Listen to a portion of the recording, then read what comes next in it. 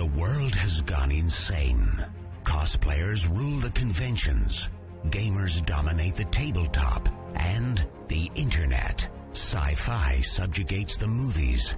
And fantasy rules the bookstore with an iron fist. Only one group can bring order to this unruly mob. A team of uber geeks, masters of the nerdly arts, trained for decades in the hobby shops and basements of the nation. Mobilized by the secret masters, they are the Department of Nerdly Affairs. Hello, operatives, and welcome to the Department of Nerdly Affairs. I'm your host, Rob Patterson, here with my co-host, Don Chisholm. Yeah, you'll never record me alive, see? Too late, man, too late. And tonight, we are talking about crime. Dun dun. The best kind in popular culture. So we're going to explore how crime is represented in different mediums in popular culture and what it tells us about our views on crime in general. So to start out with, Don, how are we going to define crime? It's a tricky one because technically, I'm gonna say what we're actually sort of discussing in this episode is villainy. Oh, interesting. Okay. Yeah, because crime is specifically breaking like society's laws. Mm-hmm. Right. It's cut and dry what that is. But what you kind of get is this weird back and forth. Mm-hmm. It's like a lot of stuff. It's kind of reciprocal, where society affects entertainment, entertainment affects society. Perspective shift between kind of the two extremes. Mm-hmm. Because crime isn't always seen as a bad thing, right? In pop culture for different reasons. And when you're discussing how crime is represented, you're kind of looking at not just how people view like rule breakers and such, but what people think of society in general. Mm-hmm. Okay. Yeah. Can you give an example? I'm kind of trying to dance around that a little bit for a sec. Okay, sure. Okay, this is why this seems weird, because what we tend to do is when we present a criminal breaking the law, we have different ways of explaining why they're doing it. Mm-hmm. And this is why the example you had brought up before we started recording. Sometimes criminals are Robin Hood. Yes. Who was seen as a crusader against an unjust society. Mm-hmm. Sometimes criminals are Al Capone, who is generally seen as like a gangster, somebody who is taking from society mm-hmm. what he doesn't deserve. And then sometimes it flips in that sometimes Al Capone is actually Robin Hood. Right, yeah, all of that happens. Mm. Depending on who's writing the story. Well, it does, and it depends who they're writing for, and mm-hmm. kind of what era you're writing in. As in what era the writer is in, or what era the setting is in? What era the writer is in. Okay. Because Sorry, I was just going to say, because the setting can often determine how people feel about criminals as well. The setting, and don't forget to like reality. Yeah, of course. Because there's sort of, when it comes to crime, and this is where the idea of mm-hmm. villainy is somebody who does evil things. Right. And a criminal is somebody who breaks the law. And this is where I say we're sort of discussing how villainy is framed off, because again, Robin Hood breaks the law, but that was seen as serving a greater cause. Right, yeah. He's a freedom fighter. Yeah, that the law was unjust and the leadership was undeserved in mm-hmm. Robin Hood's story. And that gets at, there's sort of two things about crime and villainy that you get in entertainment mm-hmm. that you kind of keep in mind. One is kind of the real world view of how crime happens. Okay. And the two extremes being that crime is something inherent to the criminal. Mm-hmm. You break the law because you're bad. Right, because of bad genes or whatever. Yeah. Yeah. And then the opposite extreme of that is that criminals are actually victims of society. They break the law because they have no choice. After all, they had a bad childhood. That's right. Or they live in excruciating poverty or all kinds of different things. Exactly, yeah. And those are the two extreme ends of that. Mm-hmm. And then coming sort of from that is the two extremes of crime and criminality and villainy presented in entertainment. Mm-hmm. Of the crime is all about punishment, and it's who do we punish? Are we punishing the criminal? Right. Or is the criminal punishing society? Ooh, that's deep, man. Well, it's a that actually is kind of, it's a movie thing. Movies really kind of confront that issue. Mm-hmm. It comes up in other medium, but specifically film is where you kind of see that, and it comes from a weird place, but I think we'll be getting to that in just a little bit. Yes, we will. We'll definitely get to that shortly. Okay. All right, so what medium would you like to start with? I think the easiest one to start with would be, I said print. Mm-hmm. Because that's one of your earliest media. That's a good place to start, yeah. I mean, we could start with like plays and fairy tales and things like that if we wanted to, or oral storytelling. But print's probably the best place to start. Yeah, and I went back. The first example of how you frame off crime and criminality in that goes back to Julius Caesar. Okay. Now, examples go back even further, because the first, when I was looking for an example of, say, a villain portrayed as a hero. Right. I think the earliest example is one of our earliest stories, and that was Gilgamesh. Right. Because he starts as a villain in that. Okay, interesting. But I went back to Julius Caesar and the Druids. Mm-hmm. How so? Okay. Because anybody who knows about European British Isle history, the Druids didn't write anything down. They were strictly like an oral tradition. Mm-hmm. And because of that, we don't have a lot of information about what they were like. They got naked and danced around trees. Maybe. We don't even know if they did that. Well, that's what the Romans say. I believe the Romans. Case and closed. that, see it now, that's exactly what I was getting at. When the Romans moved into that area, right. there was some disagreements about, neighborly borders and such, we'll say. Mm-hmm. And a lot of the information we had that people did take as fact up until maybe 50 to 100 years ago, right, were the reports that were made by the Romans, because the Druids didn't write anything down. Mm-hmm. The Romans did, and they talked about all kinds of crazy stuff, that they were into, like blood sacrifices, which we know they were, but the Romans had it that they would just kill like hundreds of people, and they had the wicker men, which were the big statues that they would load up with people and set on fire, which we know they had effigies that they would burn in ritual, but we don't think they filled them with people. Except if they look like Nicolas Cage, apparently. That's the bees. No, the bees. But anyway, okay, sorry. We think they might have filled them with cats, though.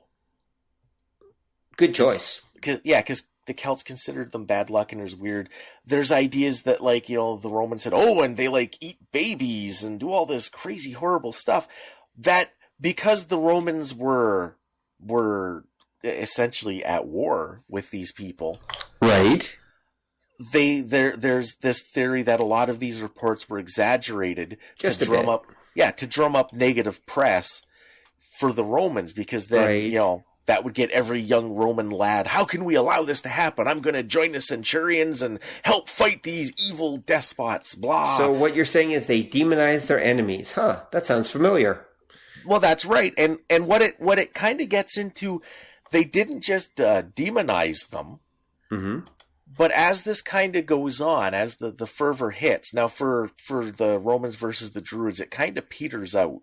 Right. Julius Caesar had personally, not instigated isn't the word, requisitioned these reports from his troops that were heading to that area. Right. And it's thought that a lot of the stuff that he had cataloged and seen was kind of accurate. Mm-hmm. That there were people before him that were coming up with these crazy stories, and then people after that embellished a lot of this stuff. But it was that idea that you're not only like vilifying them, but you start reading into the designated villain all of the stuff that you don't like. Of course. And that's kind of something that you see continue through print in the form of news. Right. Because the next big example we've talked about before was Jack the Ripper. Okay. It's a bit of a jump, but Jack the Ripper is kind of the beginning of like the modern news industry. Right. Yeah, we talked about that before. I do remember that. Yeah. Okay. He kind of is. Yeah. Okay, I can see that. Mm-hmm. And it's because again, what you had, because newspapers back in the earliest days, there was a lot of embellishment, we'll say, because it was more about selling paper than providing information. Right. And that was where the Jack the Ripper thing got blown up way out of proportion. And again, it was this idea that they'd start reading things into it. Mm-hmm. Based on he was the commensurate villain, and there was things like he when you look at it factually, he wasn't really that big a deal. He killed like 6 people, and I think now 2 of them they think might not have been him. Okay. He did this in like the bad part of town. Somebody's murdering prostitutes in Whitechapel. Yeah, that was kind of a thing. Like, yeah, I can see that. It vacillates depending on what paper and who they think their audience is, who they're claiming Jack the Ripper is.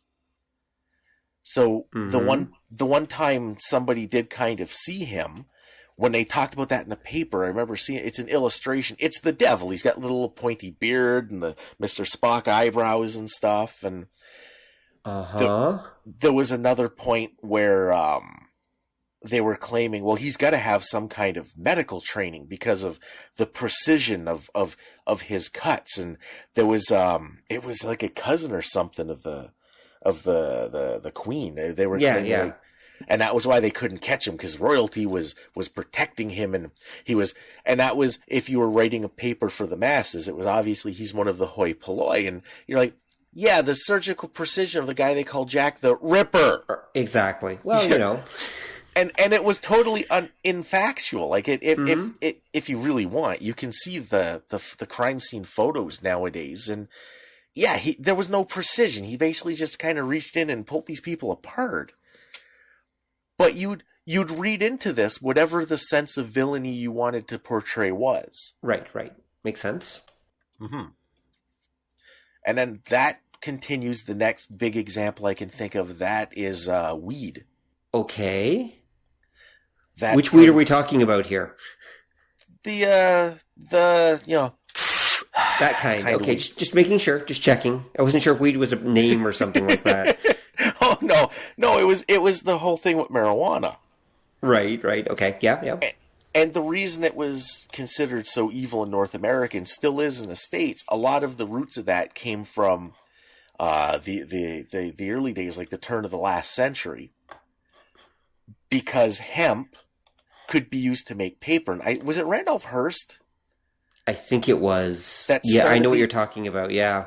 Yeah, because it was. I think it was him that owned like a lot of paper production places. Yep. And hemp was seen as an effective replacement. Yep. So he made this step to demonize it. Yep. Even though hemp and the kind of thing they are different. Oh yeah, you can't smoke hemp. Not at all. You'll get very sick if you try. Yeah, you can. You'll get a headache and pass out, but it won't be fun. Exactly right. But the thing is, it was a cousin to marijuana, so they used it to demonize marijuana, and as an end result, it became evil, and they used that as an excuse to ban it, and all the other countries followed suit. Yeah, well, but it's not just that, because it starts as this thing that they don't want hemp taking off, so they start the smear campaign. But then you read things into it, because a big part of why hemp was evil, why the marijuana was the worst thing ever, was because the Mexicans liked it. Dun Right. dun. That might Yeah, sound the familiar. local weed. Yeah, and that was part of it. And then it got associated with, because remember, the U.S. and Mexico didn't have good relations at this time. No, they didn't. As opposed to the fine connections they share nowadays. But that got tied in, and then because those Mexican guys liked it, it was bad. It was, that was all part of it. You'd read all of this extra thing. So everything you didn't like, you could heap into one big pile and then shake a fist at. Yep. Basically. Yeah.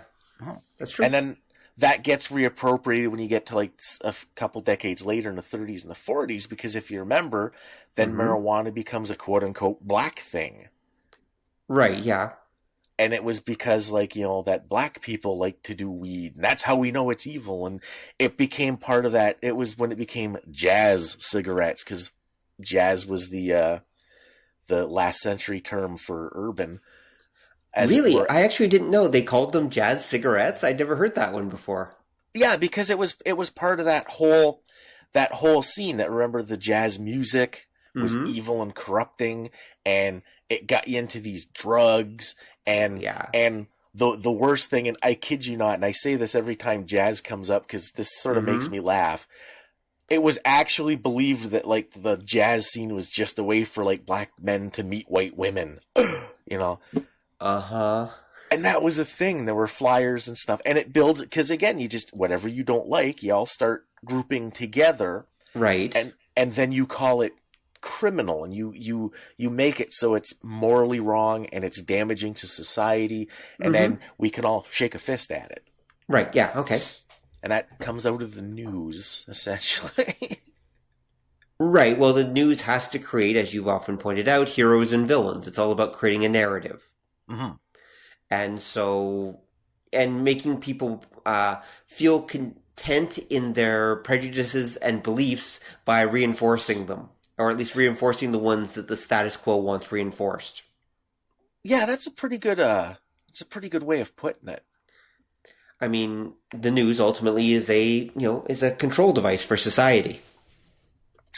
Yeah, kinda. I mean, it's another thing that I think vacillates. I mean, because there is no one news, there are different factions, right? So yeah. But the thing is, most people tend to get their news from one faction or another. So I'm not saying the news is all controlling, because, again, there's not one voice of the news. There's actually many of them, depending on the era. Sometimes the news does all kind of blend and work together, and sometimes they do actually have conflicting opinions, depending on what sells. Yeah. And what works for them. Yeah, because that's the same thing, too. Because going back to, say, our Al Capone thing. Right. At different times, it'll go the other way, that in a way we'll decriminalize behavior. Right. Because that's where public opinion is going. I'm not sure if it's where public opinion is going. I guess sometimes it is. I think it's often where the people who are writing the news would like it to go, or the people who own the newspapers would like it to go. It's the same reason why, a dictator is a strong leader if, they're friends of your country, and they're an evil tyrant if they're enemies of your country. That's true. And that role can change depending on the year or decade and how much trade they're doing with your country. It's true. I think... And I would say that the same person can be a civil rights leader, or they can be a dangerous terrorist, depending on whose agenda it suits. Yeah, it's true. And they can be both at the same time, really. Often are. Yeah, they often are. Again, to different communities and different groups. I mean, just look at, say, the Black Panthers back in the old days. No, I'm not talking about, the comic character. I'm talking about the actual real people. The Black Panthers were portrayed in mass media often as being, let's just say, not freedom fighters. They were basically black terrorists for the most part. And maybe a few of them were. I'm not, there are conflicting reports about how that all went down. But they're definitely, within some circles, the Black Panthers were seen as heroes who were standing up for black people's rights against in an era where black people didn't have a lot of rights. Yeah, and that kind of gets to when you get the sharpening effect, where you can talk about things that you pay attention to stuff that highlights the point you're trying to get across. Yep. Because when you look at, say, any big groups tend not to be homogenous, but we tend to see them as homogenous. Again, it's the whole, sharpening effect, as you said, or just our brain simply sees groups as one person because it's easier to sort them that way. Yeah, and then that's where this compiling happens, that you can sort of... Because when you mentioned the Black Panthers, there were... I forget the name. There were kind of two groups working together. Mm-hmm. That there was one group that was... which was the majority, that was believed in essentially being on the defensive. Mm-hmm. That they weren't... They weren't about causing trouble for other people, except when they started it. And they were all about, just garnering the same kind of rights as everyone else. And then there was a smaller group that felt things weren't moving fast enough, and you had to kind of apply a bit of the strong arm, or you weren't going to get anybody to pay attention. Right, yeah. There's always a militant faction in almost any group, especially social change. Yeah, and when you see reports, depending on who they were the news outlet was reporting to, they would focus more on one over the other. Right, yeah. Where depending on who they were trying to scare. Well, and that's kind of what it is, eh? Like, if you're trying to scare the old codgers, then you'd stress this whole, and like they're arming themselves, and you see them at like voting places standing there in their uniforms with guns, and then if you were like one of the younger people who thought the old people were full of shit, you were like, well, no, they received threats that anybody voting in this election was going to get like killed off by a bunch of good old boys. So they're just like playing the defense. They're actually guarding to protect the citizens who are just doing what they're not only entitled, but supposed to do, voting. Exactly. Yeah. And so how, depending on where you were, determined how it was played out. Yep. And sometimes that kind of thing plays out for really shallow reasons, because this goes back to, say, the turn of the last century, where the idea was when you had, like, say, your Al Capones and your Dillingers, and even when you go back to, say, the 1800s, you had, like, the James Gang and such. These were all, like, violent criminals, but people kind of latched on to this. It was that combination of sticking it to the man, and these are people doing the kind of thing you wish you could. And they would get even their crimes would often get portrayed in a positive light just because it fit current public opinion and would sell more papers. Right, yeah. That's true. Oh no, and we have a long history of glamorized and romanticizing criminals who we think we can actually make into something greater than they really are. Bonnie and Clyde's a beautiful example of that, too. They're a couple that, for those who don't know, Bonnie and Clyde, I believe it was in the 1930s, I think it was, were basically a couple of bank robbers that went on a little rampage. But because, they were a pair of lovers and everything, everyone saw them as just kind of like wild youth going on a romantic tryst or whatever across the landscape. The fact that they were killing people doesn't really matter, but, whatever. The point is that it was a romantic story, or at least it was portrayed as a romantic story later on. And by the way, spoiler, they die. Everybody dies. Welcome to life. Well, that's true. You die, she dies, everybody dies. I know.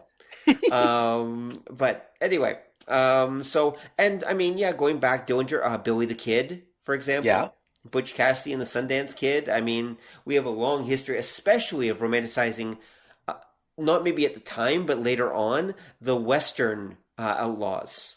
Yeah. A lot of whom were just psychos and, like, were not nice people at all, but for some reason in history's lens got totally romanticized. Yeah, because it's that idea... that kind of bounces back and forth. how it's portrayed, but it's that idea of being the person that doesn't have to play by the rules. Right. It's that fantasy. Yeah, like it's a popular character on both sides of the legality thing. Oh yeah.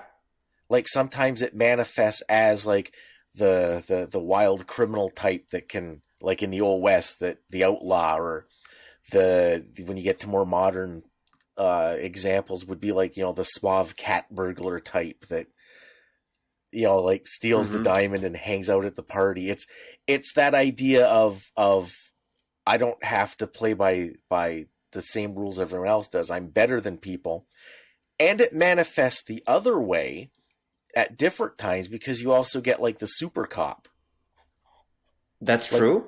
Like the Sherlock Holmes that catches the villain, even though he has no legal authority. He's just a guy. Sort of.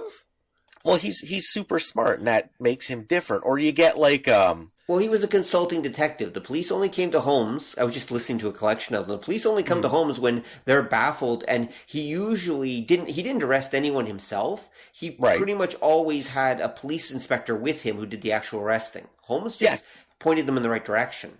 Yeah, because he didn't have any kind of authority. Yeah, exactly. Which is fine. But it was that idea that even just as essentially some guy who was an opium fiend, that the cops would still have to come crawling to him to save the day. Right, yeah, that's true. And that's how it really works. But yeah, it's that we get it like if you remember the 70s and that, when you'd get, like your Dirty Harrys and that. Right, yeah. The guys that were engaging in criminal acts, but because they were doing it to catch the badder guy, I guess. Yes. It gave them impunity, and it's that same desire on the part of the audience that makes Dillinger the hero, that makes every like Schwarzenegger character ever the hero. That desire to be above the rules. Well, it's, as you said, it's a fantasy, right? It's that fantasy of being outside of the rules, being able to do whatever you want, and being able to inflict yourself on the world. Yeah. Which is a very, I'm going to be sexist here, but it's a very male fantasy. Like, it's just something that, I do think, actually, no, I shouldn't say that. Because women can be just as want to inflict themselves on the world as men. They do it different ways, I've noticed, but women and men both do try to inflict themselves on the world. They do, and kind of what you're getting at was the idea too that it was portrayed as a typically male thing. Mm-hmm. But what you would always have come up in any of these times is you'd have like the female version that would like just take off. Right. And it was again, it wasn't just because, the guys were watching to ogle. Like a lot of these other characters that female audiences were really receptive to as well. It's just that the power fantasy is typically portrayed as the male power fantasy. I'm trying to remember. I saw something somewhere about, what was it? How male and female power fantasies are different from each other. And they actually are. Yeah. Oh, how does it work? I remember something to the effect that women want to just be able to do whatever they want and get away with it, whereas guys want to usually be the coolest guy ever. Like, it's an odd thing where men's power fantasies are more about the respect of other men, and women's power fantasies mostly tend to be about running amok. I think... I'm not sure where I saw that, but anyway, I don't know if it's correct or not. But I think there's like running. What I mean is running amok in just being able to do whatever they want, not because remember, women, one could argue, have to listen to more of society's rules than men do. Right. Like there are a lot of restrictions that put on women's behavior and such. And so the idea, I guess, is that when women have a power fantasy, it's being free of all those rules. It's being able to get revenge on that bitch that caused you trouble and everything like that. And it's not being limited by your place in society or whatever. I mean, which I could understand. That would be a perfectly reasonable fantasy. Whereas men's tend to be more aggressive and more about well, yeah, beating up the guys you don't like, but also about, in a weird way, still earning the respect of others. Kinda. I think what that's getting at is sort of the window dressing of it. Okay. That I think at the core, every fantasy is all about I'm the person that can do whatever I want. I'd agree with that, yeah. Yeah, and they tend to paint it differently depending on who you perceive your audience to be. But it still amounts to I can do whatever I want. Yeah, yeah, it does. Yeah, I agree with that. Yeah, because it's the same thing like the male version. Like take like the tough cop story. It still amounts to inflicting yourself on those around you. It's just the trappings are a little different. Like we build up the setting a little different because historically, like guys are cops and like women have kids, so that's why the female version, it tends to be like say like a comedy as opposed to an action film, and it looks like it'll be like say Bad Teacher, where it's the person just kind of schlubbing their way totally through everything and like making themselves the center of the universe, and it looks that way because we changed the scope. But yeah, like a Dirty Harry film is still that exact thing. It's still I do what I want and screw all you guys. Okay, yeah, I'd agree with that. It's ultimately, it's just a fantasy about having control over your life and control over your circumstance and being able to just do things without consequence. Yeah, and I think at the core, that's what it is. It's that doing things without consequence. Makes sense. And I think we all have that fantasy sometimes of wanting to be able to do things without consequence. That, that's just human nature because we are, as humans, limited by our society and our upbringing and our conditioning, as the case may be. And so as an end result, we have that desire to give in sometimes to our more primal side and do things that society does not consider just or moral. At least other people do. I mean, yeah. Anyway, but in general, I would say that human beings, we still have our animal side, and I think that's partly what it is. It's giving into that animal side and desire and everything else. It is, and I think the one aspect of that you missed is that we're also limited by ourselves.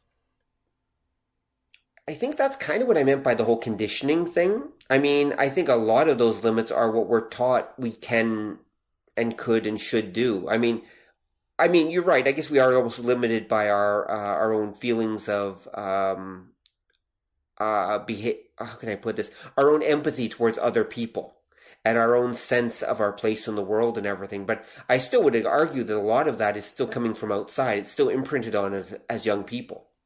Yeah, but there's other aspects of that too that I think kind of play in it. I can think of a heroic and a villainous example. Okay, sure. Because I think part of it is you're right that in some cases empathy can be seen as holding us back. And I don't think that's necessarily entirely societal because humans are gregarious. We have a lot of hardware things. True. That pull us into groups. And this is where you get like the villain exonerated because a lot of villains you have, it is because you are weak and your emotions hold you back, but because I do not care, I can do anything, blah. Right. And we're also held back by our physical limits because one of the things that puts an end to that power fantasy of I'm going to be the tough guy and beat up everyone in the bar is that I am physically incapable of beating up everybody in the bar. Yeah, there's that too. And that's where you get like the heroic thing. Like that's part of where superheroes come from. Oh yeah, it is. The idea of being greater than human so you can beat up everyone in the bar. That's right. And it's something that happens that lets you transcend those limits. Right. Because that's kind of how we perceive it. I'm not going to be able to beat up these like 20 bikers, but if I was bitten by a radioactive spider, oh man, I'd show those guys. Right. No, that makes sense, actually. Yeah. And so almost all of those fantasies tie in, and that's why superheroes are so popular. Yeah, well, it's partly, definitely. And it goes with the idea that how we feel about the villain vacillates. Because I would say what kind of happens, and this is, we've talked about the idea that we're just living the same 20 years over and over and over. If things are good, and say the economy's chugging along and people feel secure in their jobs and such, you tend to see the villain portrayed in a more positive light. Interesting. Okay. And when it's the other way, when things are down, the economy's down, people are nervous, people are scared, you tend to see the villain portrayed in a more, I won't necessarily say positive light, but a more accommodating light. Because everyone feels that way? Yeah, because even if I'm not going to outright turn to crime, I can still kind of associate with like the bad guy. Right. Okay. Makes sense. So that's where you start seeing this idea of like the villain doing good. Right. Well, Like, the villain is okay. Well, the villain. I think in North America we have a weird thing about villains, though. Sorry to go with this tangent, but I think you're right. Okay, let me finish. Let's just finish this thought first that you're going into. Okay, so I think you're right. I think that a lot of how we see villains tends to actually be about how the mood of society is. Right. If the mood of society is that our lives suck, we see the villain as the underdog. If we mood of society is that our lives are great, the villain is a threat to that, and therefore they're that criminal element that we look down upon. Right. That makes perfect sense. No, that makes perfect sense. And then I think there's another confounding variable, which depends on the culture the villain is coming from. Like you and I are speaking from North American culture, but keep in mind, old world cultures see villains and the organized crime, as we would call it in that case, in very different lights, depending on the situation and circumstance. So, for example, the Japanese or the Italians have a very different view of organized crime than we do, for example. Or at least they have a more, or maybe I should say a more accepting view. They see them as just a normal, natural part of society. They might not like them, but they accept that they're there and they're probably not going anywhere. Right. Whereas we in North America see them as an aberration to be stamped out if possible. Although we've quickly realized that that's just not possible and not going to happen. Yeah, kind of. It again, it's that idea. It's that idea too of what kind of crime. That's true. Because I'm thinking if you go to like say the 70s, and the 70s were a downtime and the crime was high. Yeah. And this is like the era of like films having like roving bands of gangs. Yep, that's true. That just come out and they're totally evil. And this is where I say it's not that they weren't necessarily portrayed sympathetically. But you had heroes like your Dirty Harrys and your anything that Bronson was in.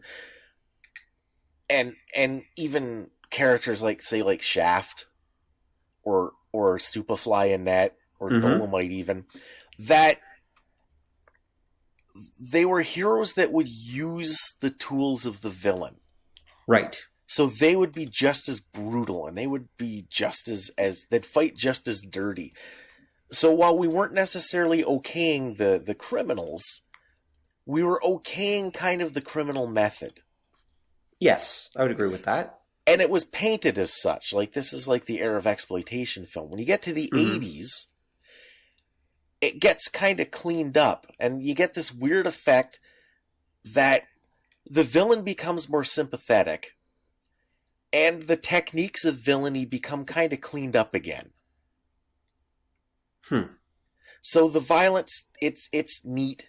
It's perfectly acceptable. There's no psychological effect. There's no like physical effect. Bystanders don't generally get hurt. This is the era of the villain threatening to do things. Right. Well, a lot of that has to do with PG-13 ratings. It does, but you kind of see this attitude go back and forth. The PG-13, yeah, I think is definitely part. But if you go to say like the 60s, right? You had villains portrayed in really, really kind of strange ways. depending on if it's mainstream, there's a catch though. Remember, in mainstream in the 50s and 60s, they're still operating under the Hays Code. So they're very limited in what they can do. Yeah, there is, but you start seeing things like, again, too, tying in with the idea of local attitudes. In the 60s, you had counterculture. Very true. Mm-hmm. So you had a lot of things that would be considered criminal or wrong. And this is where I say, when you talk crime, you're kind of talking villainy. Mm-hmm. That in the 50s were bad, that in the 60s are portrayed in a semi-sympathetic light, if not an outright sympathetic light. Right. Now, is that because the 60s, now again, this is not my area, so you might know more than me. Is that because the 60s was kind of an era of, the criminals are products of their environment and therefore we should feel sorry for them? Like, was there a lot of that idea running around in the 60s culture? Or was that the 70s that they started thinking that? That kind of comes to play more in the 70s. Because what you had in the 60s was there wasn't a lot of emphasis on crime in pop culture. And when there was, like I said, it was really weird because the counterculture was seen as these like dangerous radicals and with their crazy ideas like peace and love. What the hell is that? And that became the heroes and the villains of the time. That became the well, I'm gonna take it a step back. Okay. If we're gonna talk pop culture, we should. I want to go back to the 50s and 50s movies. Okay, sure. Because the 50s are kind of like we've talked before. That's where teenagers are invented. Mm-hmm. And teenagers are weird and frightening to people because it's like the kids that we could ignore until they were adults and became one of us. We're now sort of forming this other weird thing we didn't understand. Yes. And one of the things that came out of the 50s entertainment industry was a thing that I get more joy out of than I should, was the troubled teen film. Uh-huh. And I don't know if you've ever had... Are you familiar with this genre of film? I'm familiar with it, but I haven't watched many of them, I admit. Okay. Now, they're funny because first off, when you go back, 70 years, and you watch these things, it can be really tough to pick out who the heroes and the villains are for us because they don't look that different. Right. There's very subtle cues, like the length of your ducktail dictates if you're the hero or the villain. Right. And a lot of these films presented like 30-year-old teenagers. That's also a problem. Which, if you've seen one, but they present them in these situations where teen life is a lot more dramatic than it really was. Mm-hmm. So there's all kinds of fights, and everybody's got like a switchblade, and you're drag racing all the time, and if like you're a really bad kid, you're involved with like dope, and you might accidentally murder somebody trying to impress your girlfriend. Like, these are all standard plots. Yeah, I'm familiar with them, although I know them mostly from Japanese 70s exploitation films, where the Japanese basically, for whatever weird reason, pretty much fell in love with the whole 50s gang culture portrayal and did their own version. Yeah, well, we did too. That's kind of a weird extra effect that comes a little later. Right. Because you're kind of right. Now, the ones that come in the 70s, the troubled teen films, are different. Mm-hmm. But what ends up happening is when you get to the 60s... Right. Those characters that were the quote-unquote bad kids mm-hmm. kind of become the good kids. Or at least they're portrayed a little more sympathetically, because again, it gets watered down. Right. That the idea of going to somebody's house and playing that rock and roll and having a big party and like trashing the place mm-hmm. was an act of villainy in the 50s. In the 60s, it becomes good-natured hijinks. Right. Because that is your audience. It is, and it's, I think what you're also kind of, yeah, it's that weird handover. Mm-hmm. And it's that weird effect that the people who are teenagers now grew up watching all those, like, Rebel Without a Clue kind of films. Right. And they thought that was cool. And now they're kind of looking to emulate that. But because they're not actually as, like, hard and vicious as the people in these other films who literally will rob a bank just to impress their girlfriend. Who's not really their girlfriend. Like, this is, it becomes, that, well, I'm going to drag race, Hot Dog Bob because he's like the local gang badass wink to impress my girlfriend so she'll go to the prom. But it's kind of that same idea, but it gets transmogrified and watered down for the new audience because the ideas that were just disturbing and offensive a decade ago are now relatively acceptable. Yeah, pretty much, yeah. Because that's what you get in the 70s, is you get kind of like that comes back, because again, it's the same 20 years again. Mm-hmm. A lot of the themes of the exploitation films actually are familiar from 50s films, because a lot of the exploitation guys, they're gangs. Like that's famously anything Bronson was in. The gang is going to come murder your family and rape your dog. Of course, yeah. And what's funny is that's the hardened version of the troubled teens from the 50s. Okay. I can see that. Because in the 50s, it was always a gang. Right. That was the antagonist, and they weren't going to rape your dog. They just had hair slightly longer than everyone else. And that's what made them the villain. But it's that same kind of sentiment that you're vilifying that self-indulgent outsider. Right. And you're holding up the crusading outsider, I guess. Okay. I wonder how much of that came from the whole idea of, believe it or not, the Western and the Western outlaw as well. Because we're talking about Americans, right? So this is still the era of people who grew up on Westerns.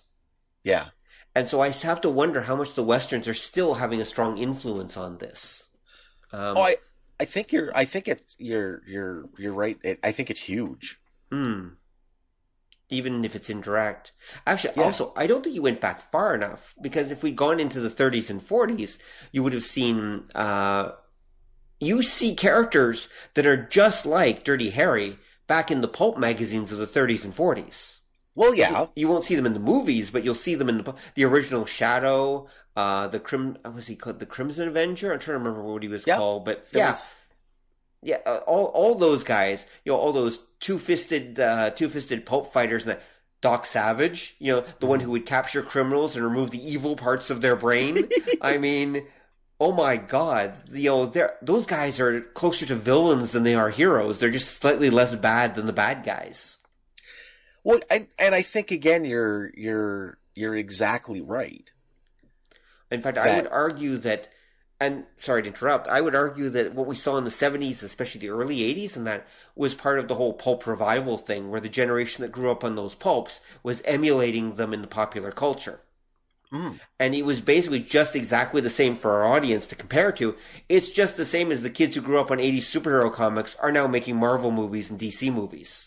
Like, they've become common culture, but at that time, they were common culture then in another form, and now they've shifted. The same thing was happening then, except it was pulp magazines, and then in the 70s and 80s, they were replicating the pulp heroes, basically, in new forms. In the 70s, it was the more two-fisted form, the Dirty Harry form, the Crimson Avenger, take your pick. In the 80s, they tend to be the slightly more sanitized Indiana Jones form. That's where you get Knight Rider, you get the A-Team, you get Magnum, all those guys. They're all really just pulp heroes. Yeah, I do think you're right. I think, because I think the pulp era and I think like the horse opera thing, it is part of that cycle. Because when you go back to your oldest tales, like the old dime store Western novels and that, that kind of predate the pulps and sort of lead into them and are sort of part of them. it's that idea that you'll get like the crusading lawman, or the guy that the local gang killed his family and now he's a vigilante, or he's the last member of his his team of U.S. Rangers that gets nursed back to health and that. And then you'll also get the tales of like the desperado that robs the train and hides out from the law net. And I think again it is that back and forth that oh yeah, and definitely. It goes even way further back. Yep. My thing is when you get earlier than the 20th century, like for me, it's tougher for me to kind of get the timing to that. Right. Yeah. Oh yeah. Eras last a lot longer, like than they do now, because nobody could read. You had to wait for the bard to come to your town this year and tell you the story. And well, that's a lot before the 20th century. That's even like way before. I mean, people were reading and actively reading well into like the 1700s, the late 1700s, but definitely in the 1800s they were. They were actively reading. I mean, remember when Dickens was active? Mm-hmm. So, I mean, yeah, we've had a literate society for a long time, but the Industrial Revolution definitely bumped that up in a huge way.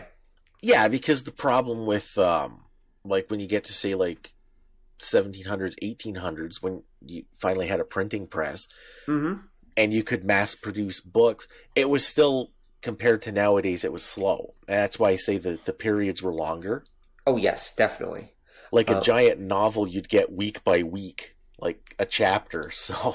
Oh, yeah, but that was for monetary purposes more than anything else. That was your way of stringing things out. But I get your point. I see your point totally. Anyway, but we're suddenly going backwards in time, and we're jumping around a lot here. And we're supposed to also... Exactly. We're also supposed to be focused more on the villains than the heroes. But I guess the point is that partly what we would consider a villain at many points in history has actually been the hero. Yeah. And in fact, I would argue that that's even more true now, in an odd way. By what I mean is that modern villains are characters that traditionally would have been the hero in a lot of old tales. It's tough to peg down. Because again, it's cyclical. Any example I can think of an alternating example. Mm-hmm.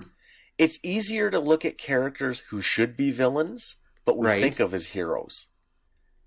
Because the best example of that would be Batman. Right. He swoops in, beats up these guys trying to break in, ties them up, and then what? Like, first off, you runs away and finds more villains. Yeah, you've just committed assault, firstly. Secondly, when the cops show up, is there going to be proof that these guys were committing a crime? Or are they just going to find two unconscious guys tied up in front of a jewelry store? Well, that's why superheroes don't really work well in real life. Yeah, and it's that idea that Batman should be the villain. Like, he's not helping, he's making it worse. He can't testify in court, so he can't bear witness to anything he's seen. These guys are going to get off scot-free. He's giving the villains their out. Pretty much, yeah. That's true. I mean, the only way he wouldn't be giving the villains their out is if he was actually judge, jury, and executioner. If he was actually going around, which, mind you, Batman 1.0 did. There is that. If Batman was actually going around doing his best Judge Dredd routine with the villains, that would actually be more reasonable, because in that sense he would actually he'd be solving the problem. But you're right, as he is, he's not really solving any problems. I mean, again, unless he's dealing with people who are basically the same as him but worse, like the Joker. Right. In which case, well, he's stopping them from doing worse things, I guess, but they don't really end up in jail properly. I mean, they end up in Arkham, which is a revolving door, apparently, so whatever. But you're right. I mean, properly speaking, there are a number of superhero characters, but that's where we get back into, as we were saying earlier, power fantasies, right?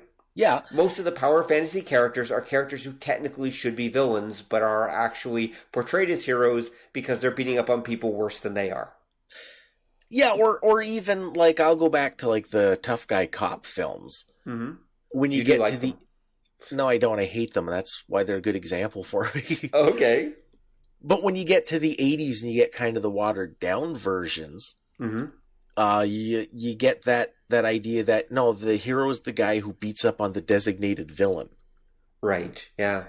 Because when you get to the 70s, like the darker era, the villains are villainous. They do things. But we've talked about before, you get to the 80s where everybody's fat and happy, times are good, we're a little willing to sympathize with the villain.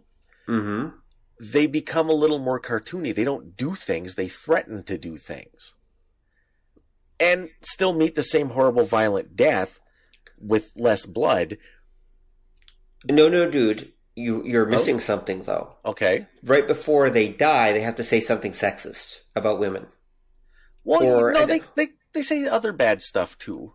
Yeah, but usually there's got to be somewhere either around the time they're introduced or just before they die, they almost always say something sexist about women. And I don't mean that in some feminist plot. No, that was an old Hollywood trick, like to make the female members of the audience hate them and to make it palatable to watch the villain be killed.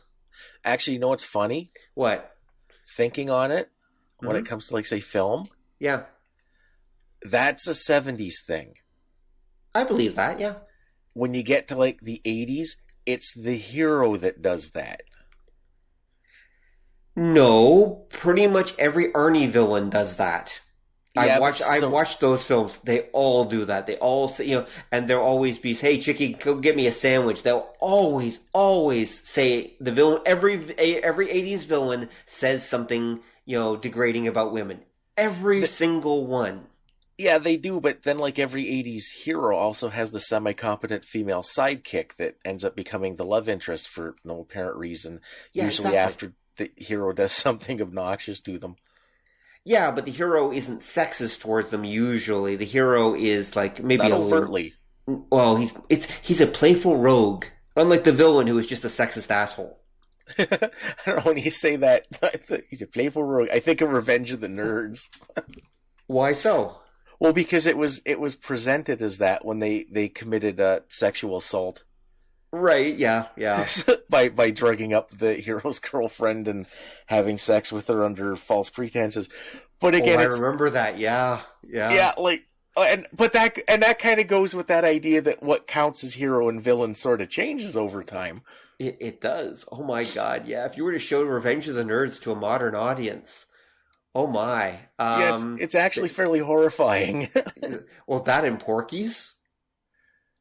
Yeah, Porky's is pretty bad, too. Yeah, if you were to show Porky's to a modern audience, they really would not know what to deal with it. But the thing is, Porky's wasn't nearly as rapey as Revenge of the Nerds was. That is true. You got me there.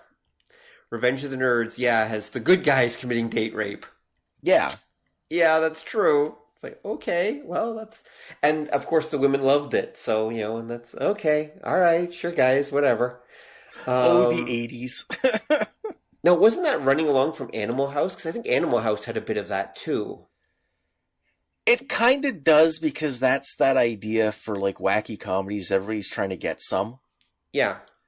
And I don't think Animal House was nearly as bad. Like, Revenge of the Nerds kind of reached because it was that idea, you're always sort of pushing that idea.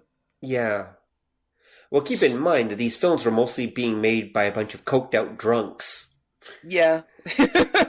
The 80s. Yeah, the early 80s. I mean, John Belushi and, I hear all these guys, all the New York Saturday Night Live crew, they were, they were snorting and drinking and doing all kinds of stuff behind the scenes before they went on stage. It was pretty messed up. Well, and that continued, because it's the same idea, I think, with, like, the wacky hijinks comedies like that as the axe murder films, because if you watch Animal House, there is a structure to it. Mm-hmm. It does have a story. It does have a plot. Mm-hmm. It's kind of similar to, like, American Graffiti, which again has a definite storyline and, like, definite themes that go through it. Mm-hmm. When you get to kind of like the mid 80s, the Animal House template has just kind of been, this guy's like a weenie and he's trying to get some, have at least 3 shower scenes. We need more boobs. Put in like a rock. Like the whole ecology behind that storyline has now completely disappeared in the face of just, you know, rampant like titillation. Yeah, pretty much. Well, they discovered tit cell. Surprise. Well, they discovered, but it's that idea that you don't really need a context to it. You just need something that kind of looks like this is how the plot usually works, and if it kind of looks like that, people give it a pass. Yeah, pretty much. Yep. I should remind our audience that this is the 80s, so porn was only something you could watch on video cassette. You couldn't just go on Google and search for it. Yeah, we had cable. For those of us who had parents willing to pay for it, yes. Yeah. But not every parent was. In fact, I would argue most parents were not willing to pay for it. That's why we had that. Remember, we've talked about that before. You know, all the young guys sitting around staring at the scrambled cable signal. It's like, oh, there's a boob. I think I see a boob. Cable was super expensive. Yeah, exactly. That was the cable experience for a great many young men during the 1980s. And so, or maybe late night television. If you were lucky, you managed to see something. If you're in Ontario, you could watch City TV, and then you could see your boobs for free. But if you were lucky and they were showing the right kind of movie anyway. Yeah. But the thing is that it was a bigger attraction back then. So just having movies that actually were basically softcore porn sold a lot. Yeah, and you found ways to kind of sneak that in. That was where like the wacky hijinks comedy became like the vehicle for that. Exactly. They discovered that worked and it sold, and people were willing to, you know, watch it or eventually maybe watch it in video cassette too. And once that came around and got popular, and so yeah, it all worked out. Mm-hmm. Anyway, all right. So let's continue. So I think we've kind of gone from text into film, and now we're kind of meandering around in the film territory. Why don't we move to some of the other mediums you mentioned? So what's another medium that where villainy works a little bit differently? Okay, we went to movies, and you're starting to touch on like television. Right. Okay, we can do that. Because movies and television work kind of similar, especially when you get to that idea of what's presented as villainy. Right. Because I think when you get to the 60s, kind of going into the 70s, the counterculture is portrayed in a more positive light. Establishment tends to get poo-pooed. Mm-hmm. Like the best example I can think of is the 60s Dragnet. Right. Like, I don't know if you've ever seen like the 1960s. Like, because it was older. I think there was a 50s version. Dragnet was originally on the radio. Yeah, it was transferred from the radio onto TV. Yeah, and I think there was a 50s one because I think I remember seeing it in black and white. Yeah, because it transferred from the radio of the 40s, I think it was, to the television of the 50s, because that happened with a lot of popular shows. Yeah, and then eventually, I don't know if it was a continuing line or they remade it for the 60s or what the deal was. I actually don't know the full story. Yeah, I'm not sure either, but I know it takes this turn where, like, say, the black and white ones are a serious cop show. When you get to the 60s, it's hard to tell if they're trying to be camp or if they're writing so hard for, like, a geezer audience that it's becoming camp. I'd probably bet it's the latter. Yeah, it's especially because, like, their portrayal of like hippies and drug users and that. It's absolutely like bizarre. Right, of course it is, yeah. Well, again, they're taking their cues from what they know of young people, which is of course those, teen movies that you were mentioning earlier. Yeah. And it's that idea that everything's gone, hippie, as the ad execs might say. And you're trying not to alienate that audience. But if I'm trying to do something that's firmly on the side of the man, it's really hard to... And then that's where you see different things vilified, where like the cocky rebel becomes the hero, and the dedicated, enforcers of justice are like, just part of the conformity machine, man. And you start seeing that. And then when you get to, like, say, cop shows of the 70s, they're, and again, like a lot of movies and that, you're seeing this darker, grittier thing. And this is where I can't think of the right term, but you're not exactly seeing crime being portrayed in a positive light necessarily, but you're seeing it being more of a necessity. Crime is a necessity? How so? Well, you get things like we've said, like, say, your Dirty Harrys, that he's willing to use, like, extreme, super legal violence. But you're also seeing stuff. Right. There's a lot of TV shows where, and again, sometimes it feels like camp, but I'm not sure if it was, where you get, like, say, Starsky and Hutch. Right. Their buddy is a pimp. Yeah, Huggy Bear. Huggy Bear is an actual, honest-to-God criminal pimp. Oh, yeah.